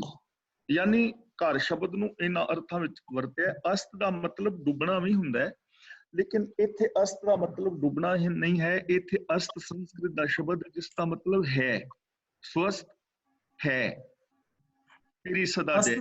ਅਸਤ ਦਾ ਮਤਲਬ ਇਹ ਵੀ ਹੁੰਦਾ ਹੈ ਸ਼ਾਇਦ, ਵਿਸ਼ਟਾ ਅਸਤ ਰਖਤ ਪਰੇਟੇ ਜਾਮ, ਉੱਥੇ ਵੀ ਆਉਂਦਾ ਅਸਤ, ਹੱਡੀਆਂ ਦੇ ਵਿੱਚ ਵੀ ਆਉਂਦਾ। ਅਸਤ ਹੱਡੀਆਂ ਨੂੰ ਵੀ ਕਹਿੰਦੇ ਨੇ, ਮੱਝਾ ਦੁਰਗੰਧਾ, ਉਹ ਅਸਤ ਹੱਡੀਆਂ ਨੂੰ ਵੀ ਕਹਿੰਦੇ ਨੇ। ਲੇਕਿਨ ਇੱਥੇ ਅਸਤ ਦਾ ਅਰਥ ਹੀ ਬਣੇਗਾ ਜਿਹੜਾ ਤੁਸੀਂ ਭਾਈ ਸਾਹਿਬ ਕਹਿ ਰਹੇ ਸੀ, ਭਾਈ ਦਵਿੰਦਰ ਸਿੰਘ ਜੀ ਤੂਰ ਸਾਹਿਬ, ਉਹ ਭਾਈ ਸਾਹਿਬ ਸਿੰਘ ਵੱਲ ਪੜਿਆ ਜਾਂ ਦੀਪਿੰਦਰ ਸਿੰਘ ਜੀ ਕਹਿ ਰਹੇ, ਇੱਥੇ ਇਹ ਅਰਥ ਹੀ ਬਣੇਗਾ। ਹਾਂਜੀ ਜਪਜੀ ਸਾਹਿਬ, ਥੈਂਕ ਯੂ। ਮਿਹਰਬਾਨੀ ਜੀ, ਬਹੁਤ ਡਿਟੇਲ ਨਾਲ ਦੱਸੀ ਹੈ, ਪਰ ਉਹ ਹਰੇਕ ਲਾਈਨ ਨੂੰ ਤੁਸੀਂ ਦੇਖਣਾ ਪੈਣਾ ਵੀ ਸਾਰੀ ਦੇ ਵਿੱਚ ਸਾਰਾ ਕੀ ਹੈਗਾ, ਉਹਨੂੰ ਦੇਖ ਕੇ ਜਾਣ ਕੇ ਫੇਰ ਉੱਤੇ ਲੱਗਦੀ ਹੈਗੀ। ਜਿੱਦਾਂ ਹੁਣ ਤੁਸੀਂ ਘਰ ਦੇ ਅਰਥ ਕਿੰਨੀ ਵਾਰੀ ਕਿੰਨੀ ਜਗ੍ਹਾ ਤੇ ਕਿੱਦਾਂ ਲੱਗਦੇ ਉਹ ਤੁਸੀਂ ਦੱਸੇ ਆ, ਤੇ ਉਹ ਸਾਰੀ ਗੁਰਬਾਣੀ ਉੱਪਰੋਂ ਥੱਲੇ ਸਾਰੀ ਪੜ੍ਹ ਕੇ ਫੇਰ ਪਤਾ ਲੱਗੂਗਾ ਵੀ ਇਹਦਾ ਕੀ ਮਤਲਬ ਹੈ। ਹਾਂਜੀ, ਬਹੁਤ ਬਹੁਤ ਧੰਨਵਾਦ ਜੀ। ਤੇ ਸਾਡੇ ਨਾਲ ਗੁਰਚਰਨ ਸਿੰਘ ਢੇਸੀ ਵੀ ਹੈਗੇ ਆ, ਤੇ ਹਰਨੇਕ ਸਿੰਘ ਕੁਲਾਰ, ਉਹਨਾਂ ਨੇ ਵੀ ਅਨਮਿਊਟ ਕੀਤਾ। ਮੈਂ ਪਹਿਲਾਂ ਗੁਰਚਰਨ ਸਿੰਘ ਕੋ ਆਊਂਗਾ ਜੀ, ਤੁਸੀਂ ਕੁਝ ਕਹਿਣਾ ਚਾਹੁੰਦੇ ਸੀ? Thank you. ਹਾਂਜੀ, ਸਵਾਲ ਤਾਂ ਮੇਰਾ ਕੋਈ ਨਹੀਂ ਹੈ। ਵੈਸੇ ਮੈਂ ਗਿਆਨੀ ਦੀਪਿੰਦਰ ਸਿੰਘ ਮਿਹਰਬਾਨੀ ਕਰਦਾ ਕਿ ਵੀ ਉਹਨੇ ਆਪਣਾ ਬੋਟੈਨੀਕਲ, ਐਸਟਰੋਨੋਮੀਕਲ ਤੇ ਬਾਇਓਲੋਜੀਕਲ ਨੌਲੇਜ ਦੇ ਨਾਲ ਨਾ ਜਿਹੜੇ ਗੁਰਬਾਣੀ ਦੇ ਨਾਲ ਨਾ ਜੋੜ ਕੇ ਐਕਸਪਲੇਨੇਸ਼ਨ ਦਿੱਤੇ ਆ, ਜਿਹਦੇ ਵਿੱਚ ਸੁਲਤਾਨਪੁਰ ਲੋਧੀ ਦੀ ਮੇਰੀ ਵਾਲੇ ਜਿਹੜੇ ਖੂਨ ਦੀ ਗੱਲ ਸੀਗੀ, ਉਹਦੀ ਅਗਿਆਨਤਾ ਵੀ ਦੂਰ ਕਰਤੀ। ਤੇ ਮੈਂ ਇਹਨਾਂ ਦੇ ਨੌਲੇਜ ਦੀ ਦਾਤ ਦਿੰਦਾ, ਜਿਹੜਾ ਇਹਨੀ ਬਲੈਕ ਹੋਲ ਬਾਰੇ ਵੀ ਦੱਸਿਆ। ਤੇ ਮੈਂ ਸਮਝਦਾ ਕਿ ਵੀ ਇਹਨਾਂ ਨੂੰ ਹੋਰ ਸਾਇੰਟੀਫਿਕ ਨੌਲੇਜ ਵੀ ਕਾਫੀ ਹੈਗੀ ਆ। ਹਾਂਜੀ, ਬਿਲਕੁਲ ਸਹੀ ਗੱਲ ਹੈ ਜੀ। ਇਹਨਾਂ ਨੇ ਪਿਛਲੀ ਵਾਰੀ ਵੀ ਜਦੋਂ ਵਿਆਖਿਆ ਕੀਤੀ ਸੀ, ਉਹਦੇ ਵਿੱਚ ਕਾਫੀ ਵਿਗਿਆਨਕ ਤੌਰ ਤੇ ਕੀਤੀ ਸੀਗੀ ਜੀ। ਹਾਂਜੀ, ਮੈਂ ਦੀਪਿੰਦਰ ਜੀ ਨੂੰ ਇੱਕ ਚੀਜ਼ ਪੁੱਛਣੀ ਚਾਹੁੰਦਾ। ਲਾਸਟ ਟਾਈਮ ਤੋਂ ਵੈਸੇ ਮੋਰ ਵੀ ਚੇਤਾ ਆਉਂਦਾ, ਤੁਸੀਂ ਆਪਣੀ ਮਾਤਾ ਜੀ ਬਾਰੇ ਦਾ ਜ਼ਿਕਰ ਕੀਤਾ ਹੈ ਕਿ ਵੀ ਸਿਹਤ ਬਹੁਤ ਠੀਕ ਰੱਖੀ ਕਿ ਨਾ ਉਹਨੇ, ਤੇ ਤੁਹਾਡੀ ਮਾਸੀ ਜਿਹੜੀ ਸੀ ਉਹਨੂੰ ਡਾਇਬੀਟਿਸ ਹੋ ਗਈ, ਕੀ ਮੈਂ ਪੁੱਛ ਸਕਦਾ ਕਿ ਵੀ ਉਹ ਓਵਰਵੇਟ ਤੇ ਨਹੀਂ ਸੀਗੇ? ਹਾਂਜੀ, ਓਵਰਵੇਟ ਹੋਣ ਕਰਕੇ ਉਹਨਾਂ ਦਾ ਲਾਈਫ ਸਟਾਈਲ ਉਹਨਾਂ ਨੇ ਬਸ ਠੀਕ ਹੈ, ਮੈਂ ਇਹੀ ਲਿੰਕ ਕਰਨਾ ਚਾਹੁੰਦਾ ਸੀਗਾ। ਦੂਜੀਆਂ ਦੋ ਮਾਸੀਆਂ ਠੀਕ ਆ? ਨਹੀਂ ਉਹ ਵੀ ਓਵਰਵੇਟ ਹੋਈ ਹੈ, ਇਸ ਕਰਕੇ ਉਹਨਾਂ ਨੂੰ ਵੀ ਡਾਇਬੀਟੀਜ਼ ਹੋ ਗਈ ਜਦ ਛੋਟੇ। ਠੀਕ ਹੈ, ਤੁਹਾਡੀ ਮਾਤਾ ਜੀ ਸਹੀ ਰਹੇ ਕਿਉਂਕਿ ਉਹ ਅੰਡਰਵੇਟ ਕਰਕੇ। ਠੀਕ ਹੈ, ਮਿਹਰਬਾਨੀ ਨੌਲੇਜ। ਸੌਰੀ ਮਿਹਰਬਾਨੀ ਜੀ। ਮੈਂ ਇੱਥੇ ਇਹ ਗੱਲ ਦੱਸਣੀ ਚਾਹੂੰਗਾ ਕਿ ਸਾਡੇ ਗੁਰਚਰਨ ਸਿੰਘ ਢੇਸੀ ਇਹ ਕਾਫੀ ਐਕਸਪਰਟ ਹੈ ਜੀ ਆਪਣੇ ਇਸ ਡਾਇਬੀਟੀਜ਼ ਤੇ। ਇਹ ਪੂਰੀ ਤਰ੍ਹਾਂ ਜਾਣਕਾਰੀ ਰੱਖਦੇ। ਆਪਾਂ ਕਿਸੇ ਦਿਨ ਇਹਨਾਂ ਨੂੰ ਕਹਾਂਗੇ 5-7 ਮਿੰਟ 10 ਮਿੰਟ ਜਿੱਦਾਂ ਵੀ ਹੋ ਸਕੇ ਸਾਰੇ ਸਰੋਤਿਆਂ ਨੂੰ ਇਹ ਜਾਣਕਾਰੀ ਦੇਣ ਡਾਇਬੀਟੀ ਬਾਰੇ, ਤੇ ਅਸੀਂ ਕੁਛ ਨਾ ਕੁਛ ਇਹਨਾਂ ਕੋਲੋਂ ਵੀ ਲਾਭ ਲਵਾਂਗੇ। ਤੇ ਬਹੁਤ ਮਿਹਰਬਾਨੀ ਜੀ। ਤੇ ਹਰਨੇਕ ਸਿੰਘ ਕੁਲਾਰ ਉਹਨਾਂ ਨੂੰ ਮੈਂ ਕਹਿਣਾ ਕਿ ਤੁਸੀਂ ਆ ਜਾਓ। ਤਾਂ ਉਹਦੇ ਬਾਅਦ ਨਰਿੰਦਰ ਸਿੰਘ ਜੱਸਲ। ਹਾਂਜੀ ਗਿਆਨੀ ਵਾਹਿਗੁਰੂ ਜੀ ਕਾ ਖਾਲਸਾ, ਵਾਹਿਗੁਰੂ ਜੀ ਕੀ ਫਤਿਹ। ਖਾਲਸਾ ਵਾਹਿਗੁਰੂ ਜੀ ਕੀ ਫਤਿਹ। ਗਿਆਨੀ ਤੁਸੀਂ ਬਹੁਤ ਹੀ ਚੰਗੇ ਢੰਗ ਨਾਲ ਸਾਰਿਆਂ ਨੂੰ ਸਮਝਾਇਆ, ਸਾਨੂੰ ਬਾਣੀ ਬਾਰੇ ਦੱਸਿਆ, ਤੇ ਜਿਹੜਾ ਤੁਸੀਂ 5 ਕੱਕਿਆਂ ਵਾਸਤੇ ਦੱਸਿਆ ਕਿ ਕੱਕੇ ਪਹਿਨਣ ਦੇ ਨਾਲ, ਕੱਚਾ ਕੜਾ ਪਹਿਨਣ ਦੇ ਨਾਲ ਹੀ ਨਹੀਂ ਸਿੱਖ ਬਣ ਜਾਂਦਾ, ਉਹਦੇ ਤੇ ਬਾਣੀ ਤੇ ਅਮਲ ਕਰਨਾ ਸਿੱਖ ਬਣਦਾ। ਜੇ ਉਸ ਤੋਂ ਜੋ ਬਾਣੀ ਦੇ ਵਿੱਚ ਦੱਸਿਆ ਜਾਂਦਾ ਕਿ ਸੱਚ ਤੇ ਤਰੋਜੋ ਸਮਝਾਇਆ ਜਾਂਦਾ, ਸਿਰਫ ਪੜ੍ਹਨਾ ਵੀ ਨਹੀਂ ਕਿ ਉਹਨਾਂ ਤੇ ਸਾਰੀ ਬਾਣੀ ਦੇ ਅਸਰ ਕਰਨਾ ਤੁਸੀਂ ਪ੍ਰੋਪਰ ਸਿੱਖ ਬਣਦੇ ਆ। ਇਹ ਨਹੀਂ ਕਿ ਬਲਕਿ ਦਿਖਾਵਾ ਕਰਨਾ ਹੀ ਸਿੱਖ ਬਣ ਜਾਂਦੇ ਆ। ਬਸ ਇਹ ਬਹੁਤ ਵਧੀਆ ਲੱਗਾ ਜੀ subject. Thank you very much. ਮਿਹਰਬਾਨੀ ਬਾਕੀ ਜੀ। ਨਰਿੰਦਰ ਸਿੰਘ ਜੱਸਲ ਤੁਸੀਂ ਆ ਜਾਓ। ਉਹਦੇ ਬਾਅਦ ਦੇ ਵਿੱਚ ਅਸੀਂ ਸਤਿੰਦਰ ਸਿੰਘ ਕੋਲ ਵੀ ਆਵਾਂਗੇ ਤੇ ਭਾਈ ਨਿਰਮਲ ਸਿੰਘ ਜੀ ਕਹਿ ਲਈ ਤੇ ਉਹਨਾਂ ਨੇ ਕੋਈ ਗੱਲ ਕਰਨੀ, ਉਹਨਾਂ ਦੇ ਕੋਲ ਵੀ ਆਵਾਂਗੇ। ਹਾਂਜੀ, ਵਾਹਿਗੁਰੂ ਜੀ ਕਾ ਖਾਲਸਾ, ਸ੍ਰੀ ਵਾਹਿਗੁਰੂ ਜੀ ਕੀ ਫਤਿਹ। ਭਾਈ ਦੀਪਿੰਦਰ ਸਿੰਘ ਜੀ, ਤੁਸੀਂ ਬਹੁਤ ਹੀ ਵਿਆਖਿਆ ਦੇ ਨਾਲ, ਬਹੁਤ ਹੀ ਸਾਇੰਟਿਫਿਕ ਤਰੀਕੇ ਦੇ ਨਾਲ ਅਨੁਵਾਦ ਕੀਤਾ। ਸਾਨੂੰ ਇਹੋ ਜਿਹੀ ਲੈਕਚਰਸ ਦੀ ਲੋੜ ਹੈਗੀ ਹੈ ਤਾਂ ਕਿ ਲੋਕਾਂ ਦੇ ਭਰਮ ਵੀ ਦੂਰ ਹੋਣ ਤੇ ਸਾਇੰਸ ਵਾਲੇ ਜਿਹੜੇ ਪੜ੍ਹੇ ਲਿਖੇ ਨੇਗੇ, ਜਿਨ੍ਹਾਂ ਦੀ ਨੌਲੇਜ ਹੈ, ਤੇ ਕਿ ਦੋਨਾਂ ਦਾ ਤਾਲਮੇਲ ਹੋ ਸਕੇ ਗੁਰਬਾਣੀ ਦੇ ਨਾਲ ਤੇ ਸਾਇੰਸ ਦੇ ਨਾਲ। ਇਹ ਬਹੁਤ ਹੀ ਉੱਚੇ ਵਿਚਾਰ ਨੇ ਤੁਹਾਡੇ। Please continue doing this. Thank you. ਮਿਹਰਬਾਨੀ ਜੀ। ਸਤਿੰਦਰ ਸਿੰਘ ਜੀ ਤੁਸੀਂ ਕੁਝ ਕਹਿਣਾ? ਅਨਮਿਊਟ ਕਰ ਲਓ। ਵਾਹਿਗੁਰੂ ਜੀ ਕਾ ਖਾਲਸਾ, ਵਾਹਿਗੁਰੂ ਜੀ ਕੀ ਫਤਿਹ ਜੀ। ਬਹੁਤ ਹੀ ਕਲੀਅਰ ਔਰ ਬਹੁਤ ਅੱਛਾ ਸੀਗਾ। ਖਾਲੀ ਆਵਾਜ਼ ਦਾ ਥੋੜਾ ਜਿਹਾ ਵਿੱਚ ਗੜਬੜ ਚੱਲ ਰਹੀ ਸੀ, ਉਹ ਥੋੜਾ ਧਿਆਨ ਰੱਖਣ ਭਾਈ ਸਾਹਿਬ ਜੀ ਆਪਣੀ, ਹੈ ਨਾ। ਤੇ ਬਾਕੀ very clear. Thank you very much. Thank you very much ਜੀ। ਵਾਹਿਗੁਰੂ ਜੀ ਕਾ ਖਾਲਸਾ, ਵਾਹਿਗੁਰੂ ਜੀ ਕੀ ਫਤਿਹ ਜੀ। ਕਰਮਜੀਤ ਸਿੰਘ ਬੱਤਰਾ ਜੀ ਤੁਸੀਂ ਕੁਝ ਕਹਿਣਾ ਜੀ? ਹਾਂਜੀ ਤੁਸੀਂ ਅਨਮਿਊਟ ਆ। ਫਤਿਹ ਜੀ। ਦਵਿੰਦਰ ਸਿੰਘ ਜੀ ਆਪ ਜੀ ਨੇ ਬਹੁਤ ਸੁਚੱਜੇ ਤਰੀਕੇ ਨਾਲ ਸਾਇੰਟੀਫਿਕਲੀ ਹਰ ਚੀਜ਼ ਦਾ ਬੇਸ ਲੈ ਕਰਕੇ ਵਿਆਖਿਆ ਕੀਤੀ। ਸਭ ਬਿਲਕੁਲ ਹਿਰਦੇ ਵਿੱਚ ਬਿਲਕੁਲ clear cut, all concepts are very clear. I wish ਆਪ ਜੀ ਦੀ ਤਰ੍ਹਾਂ ਹੀ ਵਿਆਖਿਆ ਕਰਨ ਵਾਲੇ ਹਰ ਜਗ੍ਹਾ ਤੇ ਪਹੁੰਚਣ ਤਾਂ ਕਿ ਜਿਹੜੀ ਸਾਡੀ ਨਵੀਂ ਪੀੜ੍ਹੀ ਹੈ ਉਹ ਐਕਸਪੈਕਟ ਕਰਦੀ ਹੈ ਕਿ ਹਰ ਚੀਜ਼ to the point precise without any misconceptions ਕੀਤੀ ਜਾਏ। ਤੇ I think these are the right guidelines which should be adopted by all the preachers who are coming. ਬਹੁਤ ਬਹੁਤ ਧੰਨਵਾਦ। I hope ਇਸ ਤਰੀਕੇ ਨਾਲ ਹੋਰ ਚੰਗੇ ਕਥਾ ਕਰਨ ਵਾਲੇ ਸਾਡੇ ਕੋਲ ਵੀ ਨਾਗਪੁਰ ਵੀ ਆਉਣ, ਹੋਰ ਜਗ੍ਹਾ ਵੀ ਆਉਣ। Thank you. ਧੰਨਵਾਦ। ਮਿਹਰਬਾਨੀ ਜੀ ਕਰਮਜੀਤ ਸਿੰਘ ਜੀ। ਤੇ ਨਿਰਮਲ ਸਿੰਘ ਜੀ। ਹਾਂਜੀ, ਵਾਹਿਗੁਰੂ। ਵਾਹਿਗੁਰੂ ਜੀ ਕਾ ਖਾਲਸਾ, ਵਾਹਿਗੁਰੂ ਜੀ ਕੀ ਫਤਿਹ। ਪਹਿਲਾਂ ਮੈਂ ਸਭ ਤੋਂ ਗਿਆਨੀ ਜੀ ਦਾ ਧੰਨਵਾਦ ਕਰਦਾ ਕਿ ਬਹੁਤ ਹੀ ਸੁਚੱਜੇ ਢੰਗ ਨਾਲ ਇੰਨਾ ਡੂੰਘਾ ਗਿਆਨ, ਤੇ ਉੱਥੇ ਦੇ ਪਹੁੰਚਣਾ ਸਾਡੇ ਲਈ ਬੜਾ ਮੁਸ਼ਕਿਲ ਹੈ, ਕਾਫੀ ਡੂੰਘਾਈਆਂ ਨਾਲ। ਪਰ ਗੁਰਬਾਣੀ ਉੱਤੇ ਕਮੈਂਟ ਕਰਨੇ ਬੜੇ ਔਖੇ ਆ, ਕਰਨੇ ਵੀ ਨਹੀਂ ਚਾਹੀਦੇ ਕਿਉਂਕਿ ਗਿਆਨ ਪਰੇ ਤੇ ਪਰੇ ਹੈ, ਬੇਅੰਤ ਹੈ। ਤੇ ਇਹਨਾਂ ਨੇ ਹੈਗਾ ਜਿਸ ਤਰ੍ਹਾਂ ਵੀ ਐਕਸਪਲੇਨ ਕਰਨ ਦੀ ਕੋਸ਼ਿਸ਼ ਕੀਤੀ ਹੈ, ਜਿਹਦਾ ਆਵਾਜ਼ ਕੁਛ ਠੀਕ ਨਹੀਂ ਸੀ, ਇਸ ਕਰਕੇ ਕਈ ਚੀਜ਼ਾਂ ਜਿਹੜੀਆਂ ਉਹਨਾਂ ਕਲੀਅਰ ਵੀ ਨਹੀਂ ਹੋਈਆਂ। ਆਵਾਜ਼ ਕਈ ਵਾਰੀ ਹੈਗਾ ਵਿੱਚੋਂ ਕੱਟ ਹੋ ਜਾਂਦੀ ਸੀ। ਤੇ ਮੈਂ ਇਹਨਾਂ ਦਾ ਬਹੁਤ ਬਹੁਤ ਧੰਨਵਾਦੀ ਹਾਂ। ਇਸੇ ਤਰ੍ਹਾਂ ਹੀ ਅੱਗੋਂ ਵੀ ਇਸ ਤਰ੍ਹਾਂ ਗਿਆਨ ਆਪਣੇ ਰਾਹੀਂ ਬਾਣੀ ਦੇ ਵਿਸਥਾਰ ਰੂਪ ਤੇ ਆਖਿਆ ਕਰਨਗੇ। ਪਰ ਮੈਂ ਇੱਕ ਚੀਜ਼ ਹੈਗਾ ਹੁਣ ਪੁੱਛਣਾ ਚਾਹੁੰਦਾ, ਇਸ ਤਰ੍ਹਾਂ ਸੁਲਤਾਨਪੁਰ ਬੇਰੀ ਇੱਕ ਹੈਗੀ ਜਿਸ ਦੱਸਦੇ ਆ ਵੀ ਖੂਨ ਨਿਕਲਿਆ, ਤੇ ਇਹ ਹੈਗਾ ਜਿਹੜੇ ਆਪਾਂ ਹੀ ਛੋਟੇ ਛੋਟੇ ਦੇ ਦਿੰਦੇ ਕਿ ਆਮ ਦਰਖਤਾਂ ਥੱਲੇ ਵਿੱਚੋਂ ਜਿਹਨੂੰ ਆਪਾਂ ਗੂੰਦ ਕਹਿੰਦੇ ਸੀ, ਉਹ ਵੀ ਬੜਾ ਚੋਂਦਾ ਹੁੰਦਾ ਸੀ। ਉਹਦਾ ਤੇ ਇਹਦਾ ਕੀ ਫਰਕ? ਉਹ ਜਿਹੜਾ ਗੂੰਦ ਵਿੱਚੋਂ ਨਿਕਲਦਾ ਹੈ, ਕਿੰਨੇ ਕਿੰਨੇ ਬੜੇ ਬੜੇ ਡਲੇ ਲੱਗ ਜਾਂਦੇ ਸੀਗੇ, ਉਹ ਕੀ ਵਿੱਚੋਂ ਨਿਕਲਦਾ ਹੈ? ਇਹਦੇ ਬਾਰੇ ਕਹਿ ਕੋਈ ਗਿਆ? ਉਹ ਵੱਖਰੀ ਚੀਜ਼ ਹੈ ਜੀ। ਗੂੰਦ ਨਿਕਲਦਾ ਜਿਹੜਾ ਉਹ ਵੱਖਰਾ ਹੈ, ਉਹ ਵੀ ਰਾਸੀ ਹੈ ਇੱਕ ਪੇੜ ਦਾ ਤਣੇ ਦਾ। ਬਟ ਇਹ ਰੇਸੀ ਨਾ ਇਹ ਦੁਰਲਭ ਹੈ ਥੋੜਾ ਜਿਹਾ, ਘੱਟ ਰੁੱਖ ਮਿਲਦੇ ਨੇ ਐਸੇ, ਤੇ ਇਹਦੇ ਇਸ ਪ੍ਰਜਾਤੀ ਦੇ ਘੱਟ ਰੁੱਖ ਮਿਲਦੇ ਨੇ। ਠੀਕ ਹੈ, ਥੈਂਕ ਯੂ ਜੀ, ਥੈਂਕ ਯੂ। ਹਾਂਜੀ, ਧੰਨਵਾਦ ਪ੍ਰਧਾਨ ਜੀ, ਆਪ ਜੀ ਦਾ ਬਹੁਤ ਬਹੁਤ ਧੰਨਵਾਦ। ਹੋਰ ਤਾਂ ਕੋਈ ਅਨਮਿਊਟ ਹੈ ਨਹੀਂ ਜੀ। ਮੈਂ ਇੱਥੇ ਸਾਰਿਆਂ ਦਾ ਧੰਨਵਾਦ ਵੀ ਕਰਦਾ, ਸਾਰੇ ਸਰੋਤਿਆਂ ਦਾ ਧੰਨਵਾਦ ਵੀ ਕਰਦਾ। ਸਾਡੇ ਨਾਲ 2-3 ਹੋਰ ਨਵੇਂ ਸਰੋਤੇ ਜੁੜੇ ਸੀਗੇ, ਉਹ ਹੁਣ ਸ਼ਾਇਦ 1-2 ਹੈ ਨਹੀਂ। ਅਮਰਪ੍ਰੀਤ ਸਿੰਘ ਸੀਗੇ ਜਿਹੜੇ ਨਵੇਂ ਨਾਂ ਦੇਖੇ ਸੀਗੇ, ਇੱਕ ਗੁਰਜੰਟ ਸਿੰਘ ਜੀ ਸੀਗੇ। ਜੇ ਕਿਸੇ ਨੂੰ ਪਤਾ ਹੋਵੇ ਗੁਰਜੰਟ ਸਿੰਘ ਜੀ ਨੂੰ ਜਾਣਦੇ ਹੋਵੋ ਤਾਂ ਉਹਨਾਂ ਨੂੰ ਇਹ ਦੱਸ ਦਿਓ ਕਿ ਉਹਨਾਂ ਨੇ ਇੱਕ ਆਪਣਾ ਹੈਂਡ ਰੇਜ਼ ਕੀਤਾ ਸੀਗਾ, ਤੇ ਮੈਂ ਉਹਨਾਂ ਨੂੰ ਕੁਐਸਚਨ ਪਾਇਆ ਸੀਗਾ ਕਿ ਕੋਈ ਪ੍ਰੋਬਲਮ ਹੈ ਜਾਂ ਕਿੱਦਾਂ, ਹਨਾ, ਕਿਉਂਕਿ ਮੇਰਾ ਖਿਆਲ ਉਹਨਾਂ ਨੂੰ ਸ਼ਾਇਦ ਆਡੀਓ ਉਹਨਾਂ ਦੀ ਸੀ ਔਨ ਨਹੀਂ ਸੀ ਹੋ ਰਹੀ। ਤੇ ਜੇ ਕਿਸੇ ਨੂੰ ਵੀ ਉਹਨਾਂ ਦੀ ਜਾਣਕਾਰੀ ਹੋਵੇ ਤਾਂ ਤੁਸੀਂ ਉਹਨਾਂ ਨੂੰ ਦੱਸ ਦਿਓ ਕਿ ਜਿਹੜੀ ਆਡੀਓ ਆ ਉਹ ਕਿੱਥੋਂ ਔਨ ਕਰਨੀ ਆ, ਜਾਂ ਉਹ ਮੈਸੇਜ ਨੈਕਸਟ ਟਾਈਮ ਇੱਦਾਂ ਜੇ ਹੋਵੇ ਪ੍ਰੋਬਲਮ ਤਾਂ ਪੜ੍ਹ ਲੈਣ। ਤੇ ਬਾਕੀ ਸਾਰਾ ਕੁਝ ਠੀਕ ਹੈ ਜੀ। ਹੁਣ ਇੱਥੇ ਆਪਾਂ ਸਮਾਪਤੀ ਕਰਦੇ ਹਾਂ।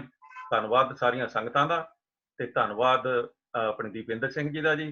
ਤੇ ਅਸੀਂ ਕੱਲ ਨੂੰ ਫੇਰ ਇੱਦਾਂ ਹੀ ਕੱਲ ਨੂੰ ਆਵਾਂਗੇ ਜੀ, ਸੇਮ ਟਾਈਮ ਤੇ ਤੁਸੀਂ ਸਾਰੇ ਜਣੇ ਹੱਸਦੇ ਖੇਡਦੇ ਕੱਲ ਨੂੰ ਵੀ ਆਇਓ, ਤੇ ਆਪਾਂ ਕੱਲ ਨੂੰ ਗੱਲ ਕਰਾਂਗੇ ਜੀ। ਹੁਣ ਬੁਲਾਈਏ ਫਤਿਹ ਸਾਰੇ ਜਣੇ। ਬਹੁਤ ਬਹੁਤ ਧੰਨਵਾਦ। ਵਾਹਿਗੁਰੂ ਜੀ ਕਾ ਖਾਲਸਾ, ਵਾਹਿਗੁਰੂ ਜੀ ਕੀ ਫਤਿਹ।